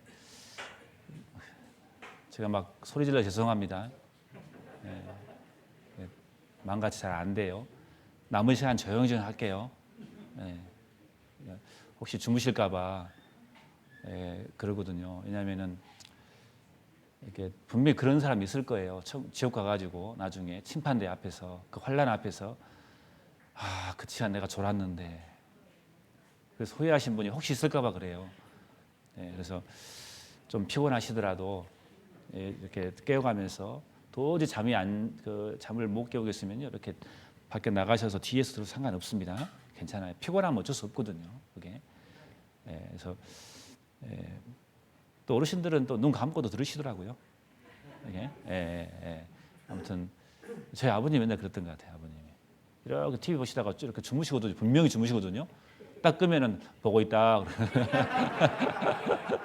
네, 이해가 안 가는데. 자, 저희 화면을 봐봅시다. 화면을 불러봅시다. 7년 징조 시대는 우리 시대고 이제 그 이후에 주님 오시면은 이 땅에 환란의 시대가 옵니다. 그리고 결국은 7년 환란이 끝나고 이제 영원한 심판으로 가는 게 이제 버려진 사람들의 구원받지 않은 사람들의 이제 운명인 겁니다. 이제 그것을 첫날부터 오늘까지 성경의 처음과 나중을 이렇게 쭉 설명을 드렸던 겁니다. 그 성경은 실은 첫날 말씀드렸지만 경고의 메시지입니다. 실은 사랑하기 때문에 그런 거죠. 피하라고 하나님이 우리에게 주신 사랑의 표현인 겁니다. 부모가 자식에게 이야기할 때 위험한 곳에 갈 때는 부모는 굉장히 큰 소리로 말합니다. 아가 신호등 건널 때 조심하거라. 잘못하면 큰일 난단다. 차에 치면 너하고 나하고 영원히 헤어진단다. 그러니 조심하거라 라고 크게 이야기할 거예요. 중요하기 때문에 그런 겁니다. 경고의 메시지인 겁니다. 실은. 자, 그래서 성경은 처음과 끝을 이렇게 말씀을 우리에게 해주시고 계십니다. 다시 한번 정리 한번 해보겠습니다. 자, 성경을 우리에게 주셨습니다. 이미 우리에게 주셨습니다. 우리는 지금 2020년 살고 있고 그 성경 내용 보니까 창조의 이야기가 나왔습니다. 그 창조를 통해서 나에게 창조자를 주님이 설명하십니다. 창조물은 하나님의 설명서이거든요. 그 속에 하나님의 비밀이 들어있거든요. 하나님의 보이지 않는 능력과 신성이 그 만드신 만물에 분명히 보여 알게 되나니 그 속에 하나님의 속성이 숨어져 있어요. 꽃을 보라. 피었다가 지지 않느냐. 인생이 그렇단다. 이 땅에서 영원히 사는 게 아니단다. 그것을 우리에게 설명해 주고 있는 거예요. 그렇잖아요. 그러면서도 하나님은 부활이 있다는 것을 우리에게 설명해 줍니다. 설명해 주고 그것을 끝이 아니라는 것을 우리에게 설명해 줍니다. 하나님은 인간을 만드셨어요. 영혼을 주셨습니다. 영혼이 있다는 건 뭐겠습니까? 죽음으로 끝이 아니라는 것을 우리에게 말해주고 있는 겁니다. 이 창조만 배워도 정말 알 게 많거든요. 하나님은 그냥 만들지 않습니다. 모든 것이 하나님의 그 의미가 다 만드신 만물에 다 들어있는 겁니다. 우리가 잘 몰라서 그렇지. 근데 창조를 통해서 알았고 그 다음에 하나님은 처음 사람 아담과 하와를 만들어서 에덴 동산을 뒀습니다. 선악과를 만들었는데 아담과 하와가 그를 따먹었습니다. 불순종했죠. 그래서 에덴 동산에서 그것 때문에 인간에게 죽음이 왔다는 것을 알게 됐습니다. 그리고 왜 사람이 수고해야 되는지 알게 됩니다. 이유는 죄 때문이라는 걸 압니다. 불순종의 죄. 죄 때문에 인간에게 죽음이 오고 수고가 왔다는 것도 알게 되었습니다. 그래서 그 죄는 분명히 심판을 받습니다. 그래서 그 저주가 바로 수고해서 아이를 낳고 사람이 죽음에 임하고 수고해야 한다고 했습니다. 실은 죄 때문에 그것은 심판을 말합니다. 죄 때문에 심판이 있다는 것을 에덴 동산에서 우리는 역사를 통해서 배웠습니다. 그리고 우리는 심판만 있는 게 아니라 실은 구원도 있는 거거든요. 시간이 없어서 이번 말씀 못 드렸지만은 창세기 3장 21절 보면은 여호와 하나님이 아담과 그 아내를 위하여 가죽옷을 지어뺐다고 했어요. 그 당시에는 옷이 없었습니다. 그러니까 선악과를 따먹음으로써 그때부터 죄가 들어와서 부끄러움이 생긴 거예요. 그래서 그 부끄러움을 가리려고 무화과 잎을 엮어서 옷을 만들었는데 그것이 옷이 안 되거든요. 그래서 하나님께서 짐승을 잡아서 아마 양을 잡았을 거예요. 양을 잡아서 피를 흘리게 하고 그 가죽옷으로 아담과 하와에게 디자인해서 옷을 입혀준 거예요. 너희의 죄를, 부끄러움을 하나님이 대신 가려주겠다는 거예요. 구원해 주겠다는 의미입니다. 비록 너희가 죄를 지어서 심판에 이르렀지만 그러나 나는 너희를 사랑한다. 그러나 돌이키면 구원으로 역사해 줄 거라는 것을 창세기 때 이미 하나님은 역사를 통해서 우리에게 복선으로 말씀해 주고 계십니다. 이 의미가 뭔지는 내일 설명을 해드릴 겁니다. 그리고 노아 시대 때 대홍수가 있었습니다. 죄가 관영했다고 했습니다. 죄가 관영하고 폐괴하고 강포가 땅에 충만한지라 완전히 부패했습니다. 힘이 지배된 사회가 되었습니다. 꼭 지금 시대처럼 심판하지 않으면 안 될 시대가 되어버렸습니다. 그래서 대홍수 때 심판을 했는데 그 대홍수를 통해서 우리가 배우는 것은 성경은 사실이라는 것도 알게 되었습니다. 그리고 우리에게 주는 교훈이 크다는 것도 우리는 배웠죠. 그래서 대홍수를 통해서 그들이 심판을 받았습니다. 결국은 죄 때문에 심판을 받았다는 겁니다. 결국은 죄 때문에 심판받은 겁니다. 이것을 우리에게 설명해 주고 있는 겁니다. 그 역사를 통해서 생생하게. 그리고 구원도 있다는 것을 설명해 줍니다. 방주를 만들었거든요. 심판도 있지만 그 배 탄 사람은 살거든요. 건진받았거든요. 구원이 있다는 것을 우리에게 노아의 홍수 때도 설명해 주고 있습니다. 그리고 하나님은 이스라엘 민족을 선택했습니다. 이름에도 불구하고 사람들이 하나님을 안 믿으니까 샘플 민족 이스라엘 민족을 들어서 하나님의 살아계심을 정확히 우리에게 알려줍니다. 그리고 하나님이 이스라엘 백성을 통치합니다. 근데 이스라엘 백성들이 죄를 지었을 때 하나님은 분명히 그들에게 이미 약속된 대로 심판을 내렸습니다. 죄는 심판받습니다. 그게 하나님의 역사입니다. 죄는 심판받습니다. 그러나 돌이키면 구원으로 역사해 줍니다. 물론 그들 때문에 하나님이 그들을 다시 회복시킨 건 아니지만 그 회복하는 걸 통해서 구원의 하나님이란 것도 우리가 좀 알 수가 있습니다. 하나님은 심판의 하나님이시지만 돌이키면 하나님은 구원으로 역사해 줍니다. 그게 하나님의 역사인 겁니다. 우린 그것을 지금까지 계속해서 배운 겁니다. 그래서 이사야 46장 8절에서 10절까지 말씀에 너희 패역한 자들아 이 일을 기억하고 장부가 되라. 대장부가 되라고 말합니다. 이 일을 다시 생각하라. 너희는 애적 일을 기억하라. 나는 하나님이라. 나 외 다른 이가 없느니라. 나는 하나님이라. 나 같은 이가 없느니라. 내가 종말을 끝을 처음부터 고하였으며 아직 이루지 아니한 일을 애적부터 보이고 이르기를 나의 모략이 설 것이니 하나님의 계획했으면 그것이 이루어질 것이니 내가 나의 모든 기뻐하는 것을 이루리다. 끝이 있는데 하나님이 기뻐한 것이 있대요. 왜요? 구원이 있기 때문에 그런 거예요. 하나님은 처음부터 처음을 이야기하고 끝도 이야기해놨어요. 이루지 않은 일을 예적부터 내가 보여주겠다. 그리고 이것이 이루어진다. 나의 모략이 설 것이다. 그랬어요. 하나님의 모략, 하나님의 계획이 대계획이 있거든요. 심판이 있지만 구원의 계획이 있거든요. 기쁜 소식이 있거든요. 굿뉴스. 그걸 보고 복음이라고 말합니다. 요한계시록 22장 마지막에 내가 이 책의 예언의 말씀을 듣는 각인에게 증거하노니 만일 누구든지 이것들을 위해 더하면 하나님이 이 책에 기록된 재앙들을 그에게 더하실 터이요 만일 누구든지 이 책의 예언의 말씀에서 제하해 버리면 하나님이 이 책에 기록된 생명나무와 및 거룩한 성에 참여함을 제하여 버리시리라. 이게 성경 제일 마지막에 있는 말이었습니다. 제일 끝에 있는 말. 무슨 뜻입니까? 이 성경에 이 말씀에 더하지도 말고 빼지도 말라 그 말이에요. 더하면은 성경에 기록된 재앙을 너한테 다 더해버릴 것이다. 성경 말씀을 빼버리면은 생명나무와 거룩한 성에 참여함을 거기서 빼버릴 것이다. 저주가 나와요. 성경 말씀에 더하지도 말고 빼지도 마라 그 말입니다. 이게 무슨 뜻이겠습니까? 우리 가끔 이런 말 하잖아요. 누가 대화하면서 그러잖아요. 너무 중요한 일을 하면서 내가 지금까지 하는 말 더하지도 말고 빼지도 마 그래요. 무슨 뜻이겠습니까? 그 말씀 그대로 된다 그 말입니다. 성경 마지막 경고의 메시지입니다. 더하지도 말고 빼지도 말라고. 그러면서 성경 제일 마지막 요한계시 22장 20절에 이것들을 증거하시니가 가라사대 내가 진실로 속히 오리라 하시거늘 주님 오십니다. 아멘 주 예수여 오시옵소서. 주 예수의 은혜가 모든 자에게 있을지어다. 여기 모든 자에게 그 구원의 은혜가 있기를 바랍니다. 요한계시록은 그 환란의 역사를 심판의 역사를 그 지옥 이야기를 해놨습니다. 그러면서 마지막에 이 말씀에 더하지도 말고 빼지도 마라. 그러면서 주님의 그 구원의 은혜가 너희 모든 자에게 있기를 바랍니다. 라고 성경을 마무리합니다. 여기 계신 모든 분들에게도 주님 은혜가 모두 있기를 바랍니다. 그래서 영원한 심판이 분명히 있는 겁니다.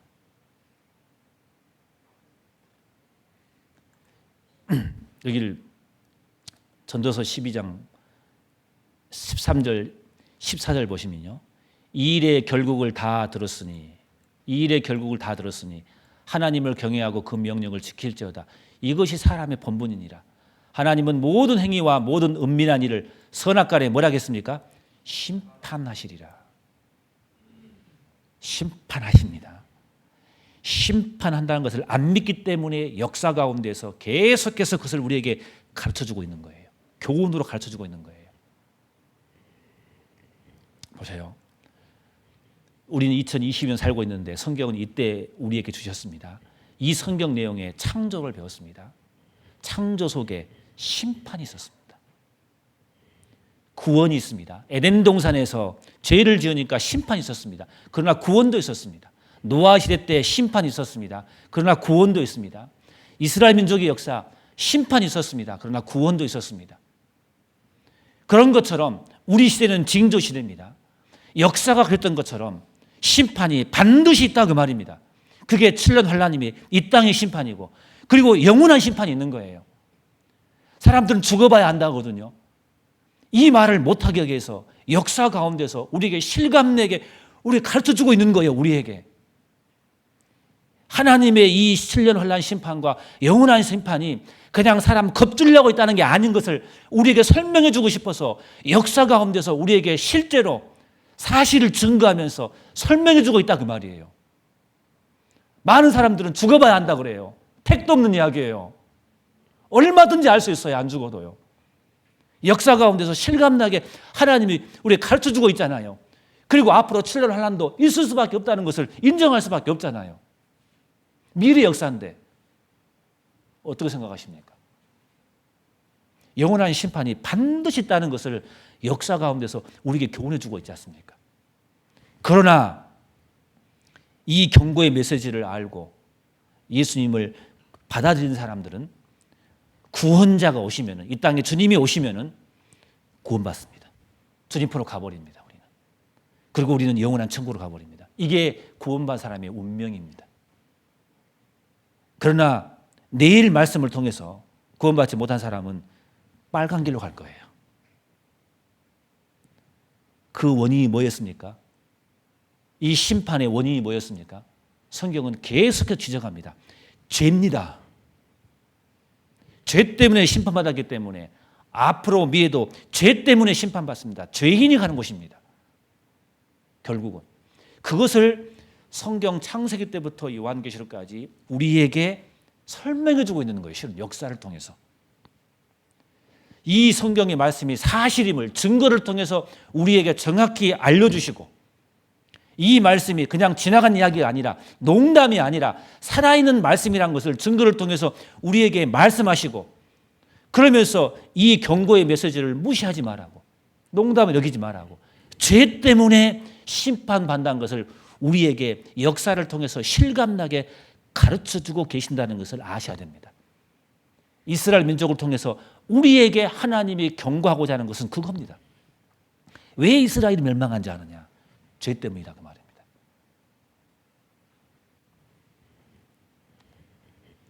그래서 요한계시록 20장 11절 12절에 하나님이 요한에게 미래에 심판받는 영원한 심판받는 그 모습을 요한에게 미리 보여줬습니다.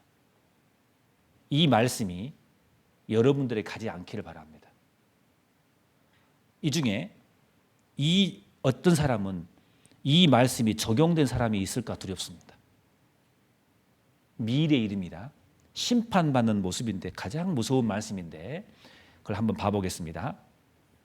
요한계시록 20장 또 내가 크고 흰 보좌와 그 위에 앉으신 자를 보니 땅과 하늘이 그 앞에서 피하여 간 데 없더라. 옛날 건 사라졌습니다. 또 내가 보니 죽은 자들이 물은 대수하고 그 보좌 앞에 섰는데 그 보좌 큰 의자라 그 말 하나님의 보좌입니다. 책들이 펴 있고 또 다른 책이 펴졌으니 곧 생명책이라. 죽은 자들이 자기 행위를 따라 자 책들에 기록된 대로 뭐라겠습니까? 심판을 받는다고 되어 있습니다. 책들에 기록된 대로. 그럼 여기서 하나님의 보좌 앞에 책들이라고 되어 있습니다. 책들. 이게 뭔지 아시죠? 성경 전서. 성경 66권이니까. 하나님의 보좌 앞에 성경책이 펴져 있습니다. 누가 심판을 받느냐? 또 다른 책이 있는데 생명책이라고 했습니다. 다른 책이 있는데 생명책이라는 것은 구원받은 사람의 이름이 들어있어요. 그 생명책에 없는 사람들. 그 사람들은 성경책에 기록된 대로 심판을 받아요. 자기 행위를 따라서. 낱낱하게 다 심판을 받습니다. 자, 그러면 책들에 기록된 대로 심판을 받는다 했는데 그 책 기록된 그 내용을 한번 봐보겠습니다. 어떤 하나님의 책들에 기록된 대로 심판을 받은지. 그럼 미리서 본인 스스로가 한번 판단을 해보셔요. 나는 그 책들에 기록된 대로 그 법을 어겼는지 아니면 지켰는지 하나라도 어겼다면 이 심판을 받으셔야 될 거예요. 다행히 우리는 성경이 있습니다. 우리에게 하나님이 책을 주셨어요. 책들에 기록된 대로 심판을 받는다 했는데 어떤 내용이 어떤 법이 기록되어 있는지 한번 봐보겠습니다. 자, 히브리서 9장 27절. 자, 그 전에 자, 히브리서 9장 27절 읽어보겠습니다. 한 번 죽는 것은 사람의 정하신 것이요 그 후에는 심판이 있습니다. 우리 이걸 믿을 수 있습니다. 지금까지 말씀 통해서 사람이 한 번 죽는 것은 정해진 운명이지만 이후에는 분명히 심판이 있다는 것을 우리에게 말해주고 있습니다. 심판이 분명히 있습니다. 성경을 그것을 처음부터 마지막까지 말해주고 있습니다. 창조물을 통해서 우리에게 말해주고 있습니다. 우리 전에 첫날 그 기억나십니까? 자기장 기억나시죠? 자기장이 점점 사라지고 있다는 거 아시죠? 끝이 있다 그 말입니다. 누가 만지지도 않았는데 그 자기장은 어떤 환경에서 바뀐 것보다도 저절로 그것이 줄어들고 있다니까요. 그렇게 하나님이 시스템을 만들어 놓으신 거예요. 끝이 있다는 것을 말해주고 있습니다. 전도 3장에 그런 말씀이잖아요. 모든 것은 범사에 기한이 있다 했어요. 목적이 이럴 때가 있나니. 시작이 있으면 끝이 있는 거예요. 분명히 사람이 태어날 때가 있으면 죽을 때가 있는 거예요. 이 강의를 시작할 때가 있으면 끝날 때가 있는 거예요. 밥 먹을 때가 있으면 시작할 때가 있으면 밥을 다 끝나고 다 먹을 때가 있는 거예요. 시작이 있고 모든 것은 끝이 있는 거예요. 그 끝이 오기 전에 목적을 이루라 그 말입니다. 범사의 기한에 목적이 시작과 끝이 있는데 목적을 이루라 그 말이에요. 전도 집회 시작과 끝이 있는데 끝나기 전에 구원을 받으셔야 돼요. 심판이 있다고 성경은 말합니다. 우리한테. 계속해서 말씀하십니다. 마태복음 5장에 자, 법을 봐보겠습니다. 또 간음치 말라 하였다는 것을 너희가 들었으나 나는 너희에게 이르노니 여자를 보고 음욕을 품는 자마다 마음에 이미 간음하였느니라. 에?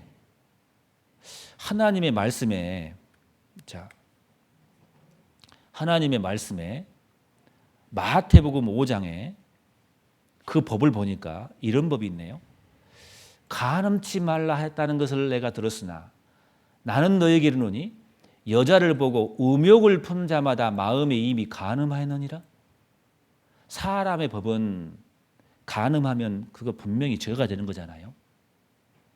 나라에서 죄가 아니라도 그건 죄인지 알아요. 그잖아요. 그러면 분명히 문제가 생겨요. 가정에. 그잖아요. 죄이기 때문에 그런 거예요. 근데 하나님 말씀은 여자를 보고 음욕을 품어도 그걸 간음이라고 얘긴대요. 하나님 법은 그래요. 여러분 어떻습니까? 마음에 음욕을 푼 사람은 성경에 의하면 이미 간음죄로 취급합니다. 하나님의 법은 그래요. 하나님은 그렇게 심판한다고 되어 있어요. 억울해도 어쩔 수 없습니다. 또 볼까요?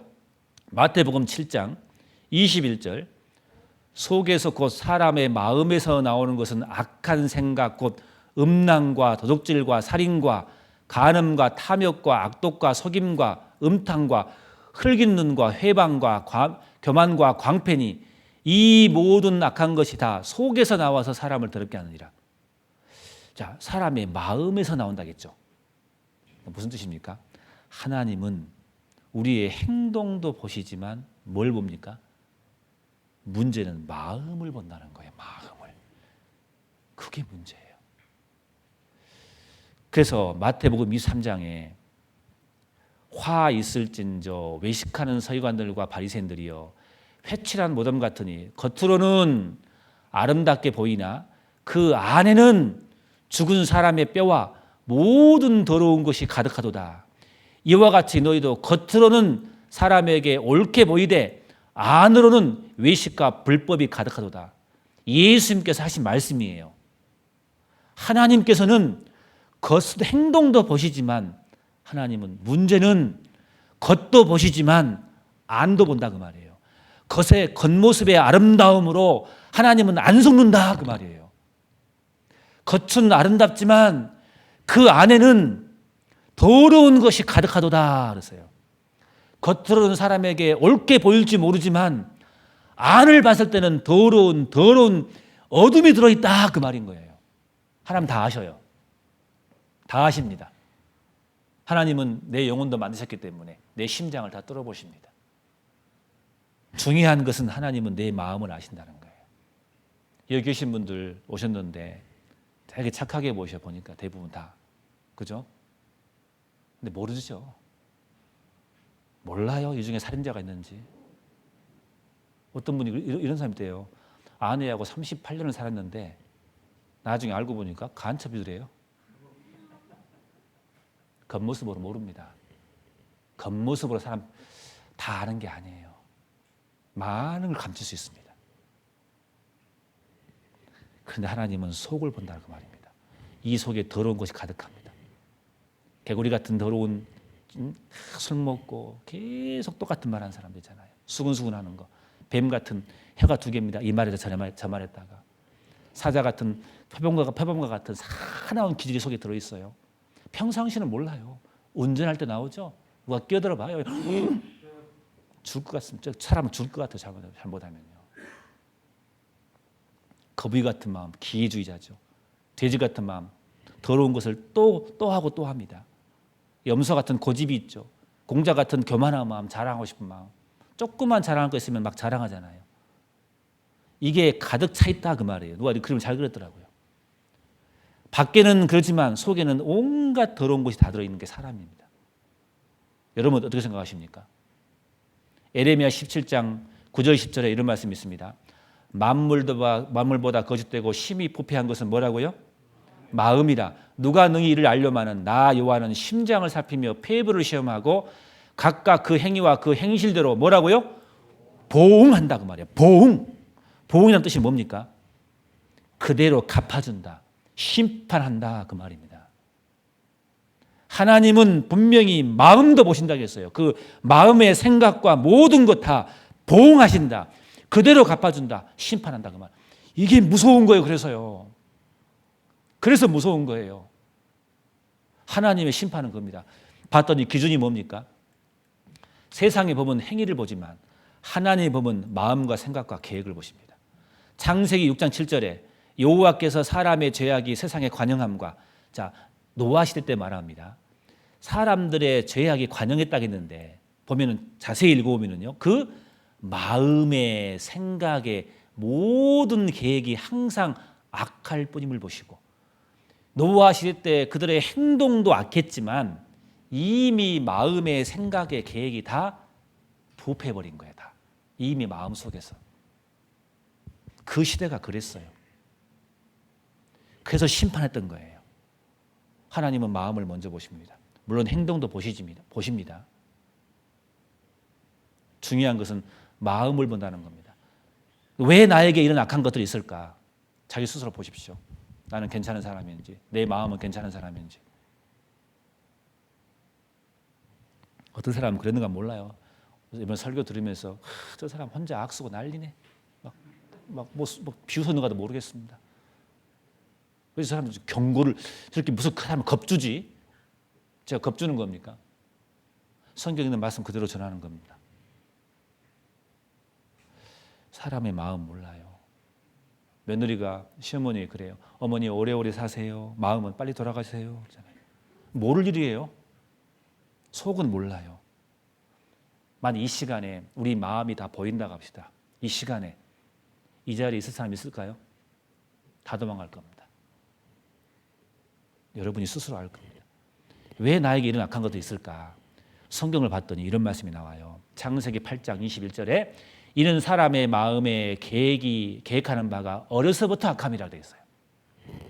이 뜻이 무슨 뜻이냐면은 시편 58장 3절에 보시면은 악인은 무엇에서부터 멀어졌으며 나면서부터 곁길로 나가 거짓을 말한도다. 무슨 뜻입니까? 엄마 뱃속에서 태어날 때부터 죄를 가지고 태어나더라 그 말이에요. 왜 사람이 이게 마음에 더러운 곳이 있고 그리고 참지 못하고 행동으로 옮기기도 하고 왜 죄를 지을까? 양심이 알잖아요. 봤더니 성경은 내가 태어날 때부터 원래 그런 죄인으로 태어났다고 성경은 말하고 있더라 그 말이에요. 이게 무슨 뜻이냐면은 마태복음 7장 16절에 이런 말씀이 나와요. 그의 열매로 그들을 알지니 가시나무에서 포도를 또는 엉겅퀴에서 무화과를 따겠느냐. 이와 같이 좋은 나무마다 아름다운 열매를 맺고 못된 나무가 나쁜 열매를 맺나니 좋은 나무가 나쁜 열매를 맺을 수 없고 못된 나무가 아름다운 열매를 맺을 수 없느니라. 무슨 말입니까? 좋은 나무는 좋은 열매를 맺는 거예요. 나쁜 나무이기 때문에 나쁜 열매를 맺는다 그 말이에요. 무슨 뜻입니까? 우리가 왜 죄를 짓느냐? 원래 우리는 나쁜 나무였어요. 죄인이었다 그 말이에요. 죄를 지어서 죄인 된 게 아니라 원래 우리가 죄인으로 태어났기 때문에 우리가 원래 나쁜 나무이기 때문에 원래 죄인이기 때문에 죄를 짓더라 그 말인 거예요. 성경은 그걸 말하고 있는 거예요. 그게 무슨 뜻이겠습니까? 우리의 조상, 첫 조상 누구죠? 아담과 하와가 있죠. 죄를 지었거든요. 죄시예요. 그래서 그 이후에 모든 사람들은 다 뭐예요? 죄인인 거예요. 여러분 사과나무가 있는데 왜 사과가 맺힙니까? 사과나무니까. 그 사과나무는 어디서 왔습니까? 사과씨에서 왔잖아요. 그 씨는 또 사과나무에서 점점 가면은 처음 사과씨가 있을 거 아니에요. 처음 사과나무가 있을 거 아니에요. 시작이 사과예요. 왜 우리가 죄를 짓습니까? 시작이 죄씨거든요. 원래부터 나쁜 나무였어요 우리가요. 그래서 아담 이후에 모든 사람들은 뭐예요? 실은 죄인입니다. 이 뜻은 무슨 뜻이겠습니까? 하나님은 우리에게 뭘 말하고 싶은 거예요? 그러니 너의 운명은 심판이다 그 말이에요. 그러니 제발 구원받아라 그 뜻인 거예요. 죄를 많이 지어서 죄인이 된 게 아니고요. 원래부터 우리는 죄인이었어요. 죄가 없다 하니까 하나님의 법을 보고 딱 들여본 거예요. 죄가 없다 하니까 하나님 마음을 본다. 마음에 이미 간음했으면, 마음의 음욕을 품었으면 간음이다. 그 하나님의 법을 쫙 나열해주는 거예요. 어떻게 생각하십니까? 우리는 처음부터 죄인이었습니다. 태어날 때부터 죄인으로 태어나서 우리는 살면서 그 죄를 발휘하며 사는 거예요. 어렸을 때는 어리게 죄를 지었고 점점 자라면은 아주 그럴싸하게 죄를 짓습니다. 사람 속여가면서. 그게 사람이 죄를 짓고 인생을 살았거든요. 그 성경에 보시면은 십계명이 나와요. 보면은 부모를 공경하라, 살인하지 말라, 간음하지 말라, 도둑질하지 말라, 네 이웃에 대해 거짓말하지 말라, 탐내지 말라. 이런 십계명이 나오죠. 하나님의 법입니다. 자, 그런데 이 법에 보시면은 로마서 3장 보시면은 이 법을 주신 이유가 나와요.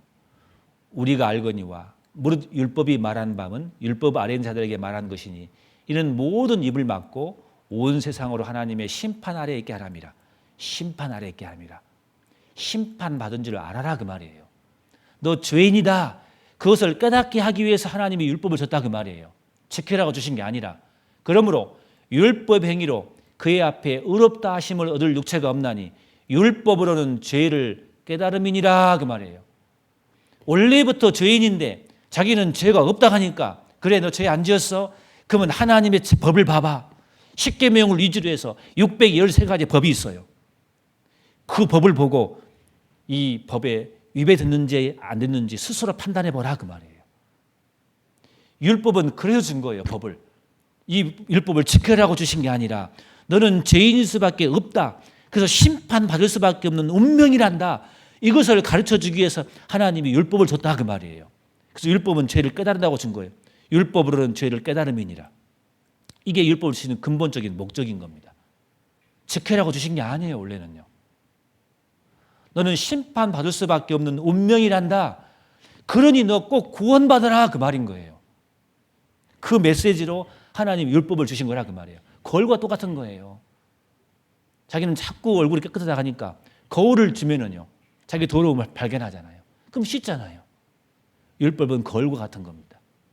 그래서 야고보서 2장 10절 11절에 누구든지 온 율법을 지키다가 그 하나에 거치면 모두 범한 자가 되나니 간음하지 말라 하신 이가 또한 살인하지 말라 하였은즉 네가 비록 간음하지 아니하서도 살인하면 율법을 범한 자가 되느니라. 하나라도 어기면은 그 죄를 범했다 그 말입니다. 그래서 이런 십계명이 있는데 이 십계명 중에 인간과 인간 사이에 가장 중요한 법이 부모를 공경하랍니다. 자, 부모를 공경하겠는데 성경에 많이 나와 있죠. 레위기 20장 9절에 무릇 그 아비나 어미를 저주한 자는 반드시 죽일지니 그가 그 아비나 어미를 저주하였은즉 그 피가 자기에 돌아가리라. 신명기 5장 10절에 너는 너희 하나님 여호와의 명령대로 네 부모를 공경하라. 신명기 27장 16절에 부모를 긍휼히 여기는 자는 저주를 받을 것이라 할 것이라. 특히 부모에 대한 내용이 성경에 굉장히 많이 나왔어요. 여기만 있는 게 아니에요. 잠언 말씀에도 마태복음 15장에도 계속해서 내가 인생을 살면서 한 번도 부모의 말씀을 한 번이라도 어겼으면 그 부모를 공경하라 그 말씀을 어긴 거예요. 가장 큰 법을 어겨버린 거예요. 실은 그 법은 살인죄보다 더 크다고 성경에 되어 있어요. 상위법이기 때문에. 여러분 어떻게 생각하십니까? 내가 인생을 살면서 한 번도 부모의 말을 거역한 적이 없냐고요. 그럼 이 법에 위배되지 않았을 거예요. 그러나 여러분이 스스로 아실 겁니다. 하나님이 인간과 인간 사이에 제일 최고의 법이 부모를 공경하랍니다. 어떻게 생각하십니까?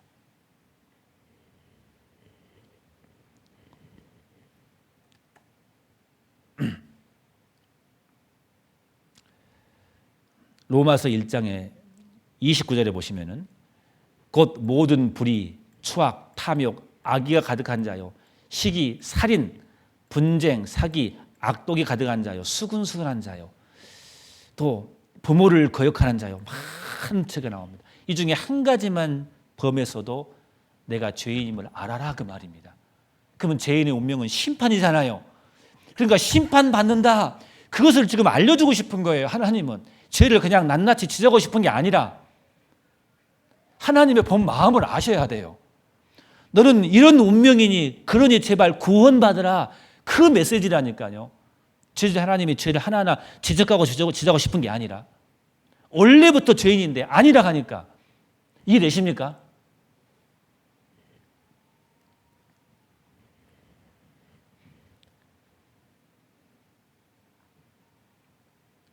마태복음 5장에 이런 말씀이 있습니다. 22절에 나는 너희에게 이르노니 형제에게 노하는 자마다 심판을 받게 되고 형제에 대하여 라가는 자는 공에 잡히게 되고 미련한 놈이라 한 자는 지옥에 들어가리라. 그래도 사람들이 자기는 심판 안 받는다 하니까 하나님 말씀하십니다. 노하는 자마다 한 번이라도 화를 냈으면 심판 받는다니까요. 형제에 대하여 라가는 욕이거든요. 욕하면 분명히 공에 잡히게 되고 미련한 놈이라는 자는 지옥불에 들어간다고 성경에 나와 있잖아요. 하나님이신 예수님이 직접 하신 말씀이잖아요. 어떻게 이 말씀 앞에 내가 심판 안 받는다고 말할 수 있겠냐고요. 내 인생의 삶 속에서 스스로 판단해 보시라 그 말입니다. 이런 말씀이 있는데도 나는 죄인이 아니고 나는 심판 안 받는다고 자신 있게 말할 수 있냐고요. 요한 3서 3장 15절인데요. 여기 찾아보겠습니다. 요한 1서 3장. 성경 요한 1서 3장을 봐보겠습니다. 제가 이 말씀 보고 깜짝 놀랐거든요. 말씀 처음 들었을 때. 요한 1서 3장 15절에 자, 성경 없으면 화면을 보고 제가 읽겠습니다. 그 형제를 미워하는 자마다 뭐라 하겠습니까? 살인한 자니 살인한 자마다 영생이 그 속에 거하지 아니한지를 너희가 아는 바라. 영생이 아니면 영벌이거든요. 심판받는다 그 말입니다. 내가 한 번이라도 누구를 미워했다면 지옥 갈 죄인 겁니다. 죄인이 맞는 겁니다. 그러면 심판받는다니까요. 그러니 구원받으셔야 돼요. 오늘 말씀을 통해서 내가 죄인인 게 맞다면 그러면 죄인의 운명은 심판이거든요. 역사가 설명해 주고 있잖아요. 영원한 심판이 그러면 내가 가는 길이거든요. 그러면 거기 안 가야 할 거 아니에요. 그게 맞다면은 내일 오셔서 구원의 메시지를 들으셔야 돼요. 근데 내가 심판받을 운명이 아니라면은 내일 오실 필요 없어요. 그렇잖아요. 심판 안 받으니까. 오늘 말씀을 통해서 스스로 결정하길 바랍니다. 요한계시록 21장 8절에 이런 말씀이 있습니다. 지옥 갈 제목이 나옵니다. 그러나 두려워하는 자들과 믿지 않은 자들 당연히 지옥 갈 겁니다. 왜 두려워하겠습니까? 아직 내가 죄인이고 심판받는 길로 간다는 것을 내가 알기 때문에 두렵거든요. 아직 구원 안 받았어요. 믿지 않는 자 당연히 지옥 가겠죠. 흉악한 자, 살인자, 미워도 살인하겠습니다. 행음자, 마음으로 음욕을 품어도 이미 간음하였느니라. 술객들, 점치는 사람들입니다. 우상숭배자들, 모든 거짓말한 자들, 사람은 하루에 200번 이상 거짓말한답니다. 불과 유황으로 타는 못에 참여하리니 둘째 사망. 불과 유황으로 타는 연못이라 그러는데 불과 유황으로 타는 연못 뭐겠습니까? 지금 영어로 말하면 용광로라 그 말입니다. 그런데 지옥은 한 번 가면 못 나와요. 문제는 그런다 그 말이에요. 영원한 지옥이니까. 지옥이 10,000년짜리만 된다면 제가 이렇게 설교 안 합니다. 지옥이 다시 갔다가 많은 세월이 지나서 다시 올 수 있는 거라면 저 이렇게 가감하게 여러분에게 큰 소리 치지 않습니다.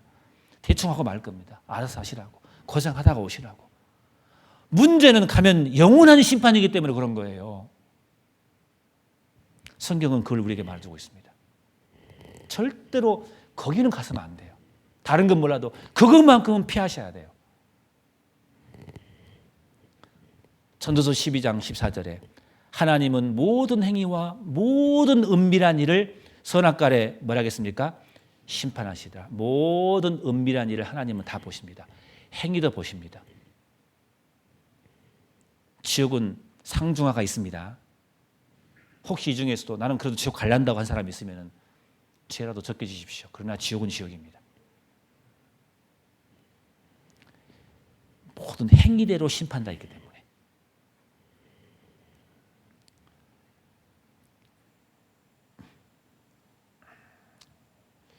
이거 보지 맙시다. 시간 다 돼가지고요.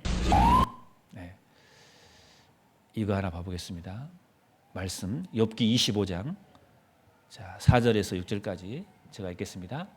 그런즉 하나님 앞에서 사람이 어찌 의롭다 하며 분역에서 난 자가 어떻게 깨끗하다 하랴.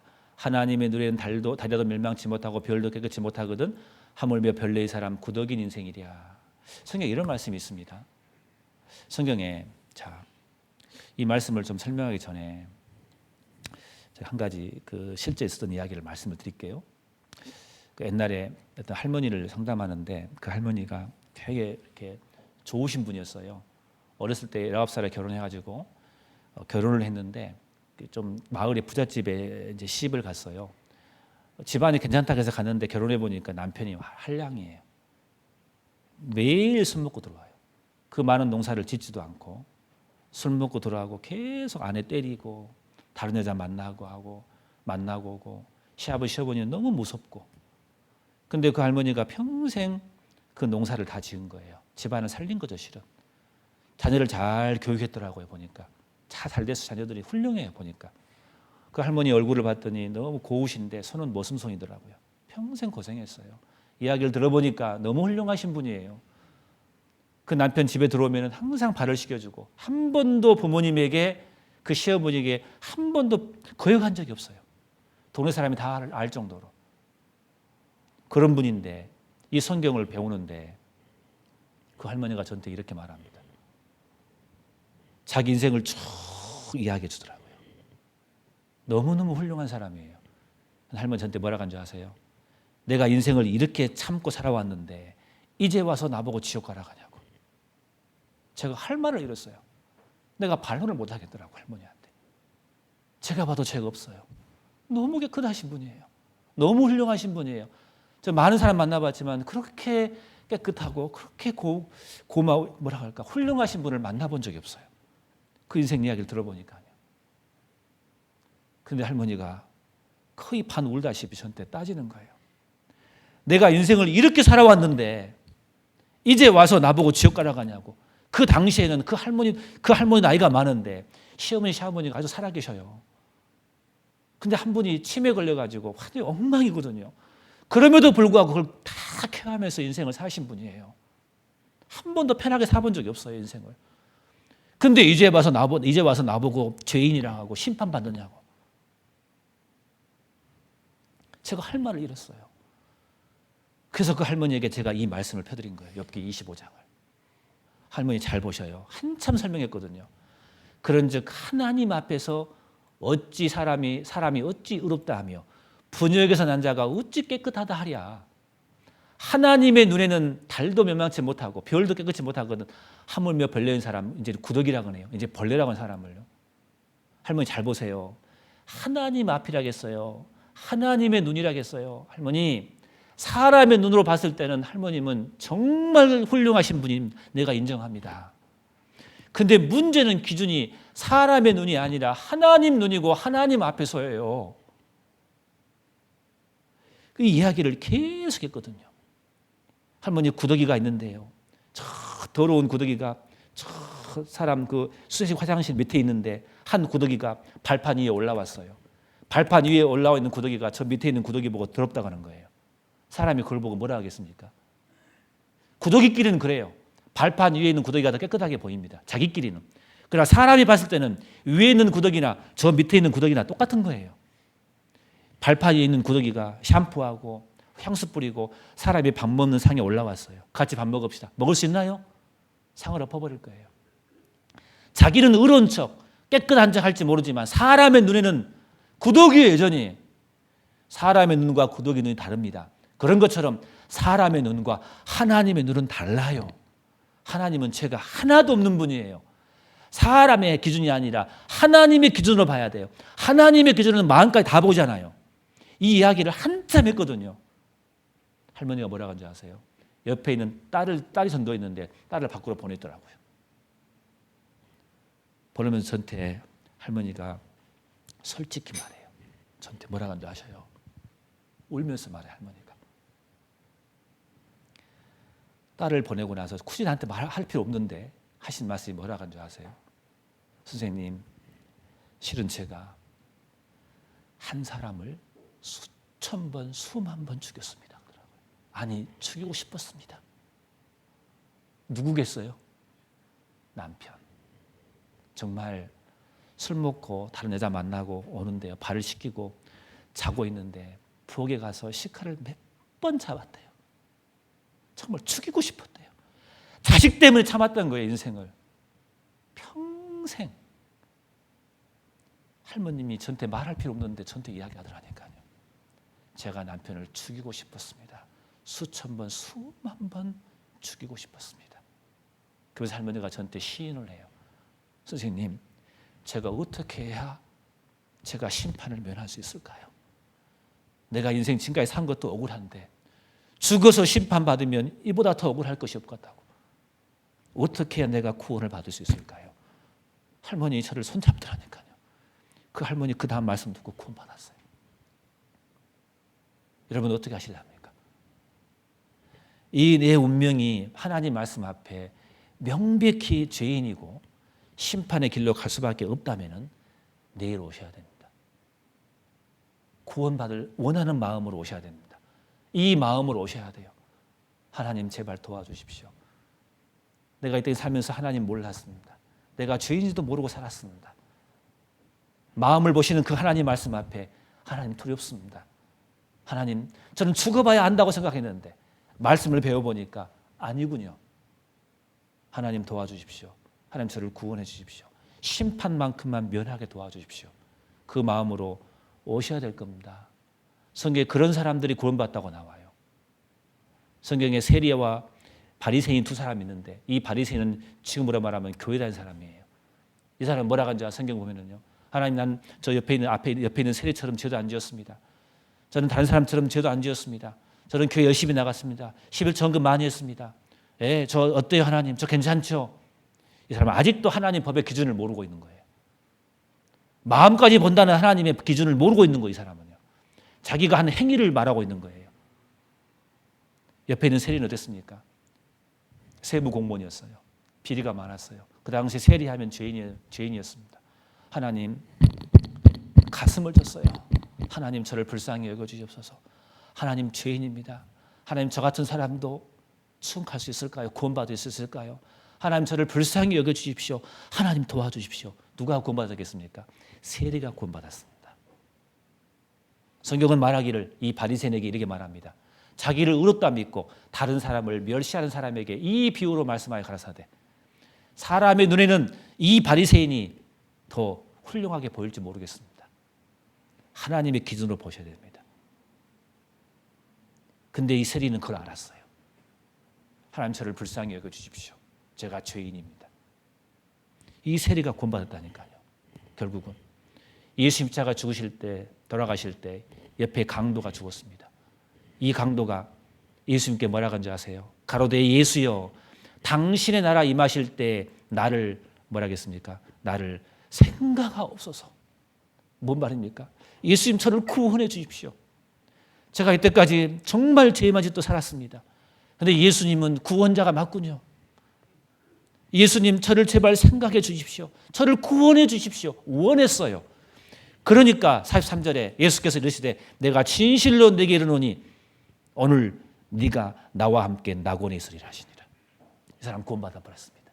원하니까 구원받은 거예요. 원한 사람을 하나님은 절대로 등 돌리지 않습니다. 구원받기를 원한 사람 누가 원하겠습니까? 내가 심판의 길로 간다는 사람 그걸 안 사람들은 원할 거예요. 진정으로 원할 거예요. 누가복음 15장에 집 나간 아들이 있었습니다. 둘째가 있는데 내가 일어나 아버지께 가서 이르기를 아버지여 내가 하늘과 아버지께 죄를 얻었사오니 집을 나갔어요. 얼마나 허락망토 살았겠습니까? 죄를 많이 지었겠습니까? 근데 집 나간 자식이 시인합니다. 내가 하나님과 아버지 앞에 죄를 지었습니다. 지금부터 아버지의 아들이라 일컬음을 감당치 못하겠습니다. 내가 하나님 앞에 이렇게 죄가 많습니다. 저는 옛날에 이 말씀을 처음 배울 때요. 저는 괜찮은 사람인 줄 알았어요. 솔직히 저는요. 괜찮게 보이죠? 저도 괜찮은 줄 알았어요. 저는요. 나처럼만 살아라. 성경 배워보니까요. 이야, 제가 얼마나 더러운 사람인지 알았어요. 마음을 보시는 그 말씀 앞에 감당이 안 되더라고요. 감당이.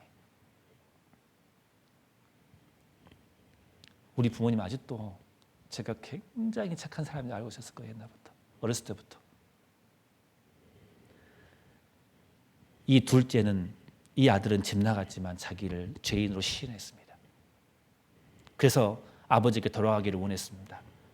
이에 일어나서 아버지께로 돌아가니라. 돌아가면 아버지가 받아주고 말고.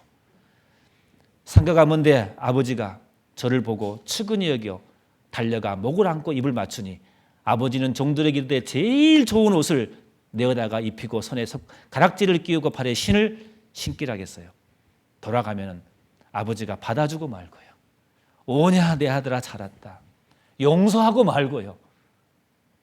돌아가면 용서합니다. 내 죄를 누이치고 하나님 내가 죄인입니다. 하나님 내가 길이 심판의 길임을 내가 인정합니다. 하나님 내가 감당치 못하겠습니다. 하나님 도와주십시오.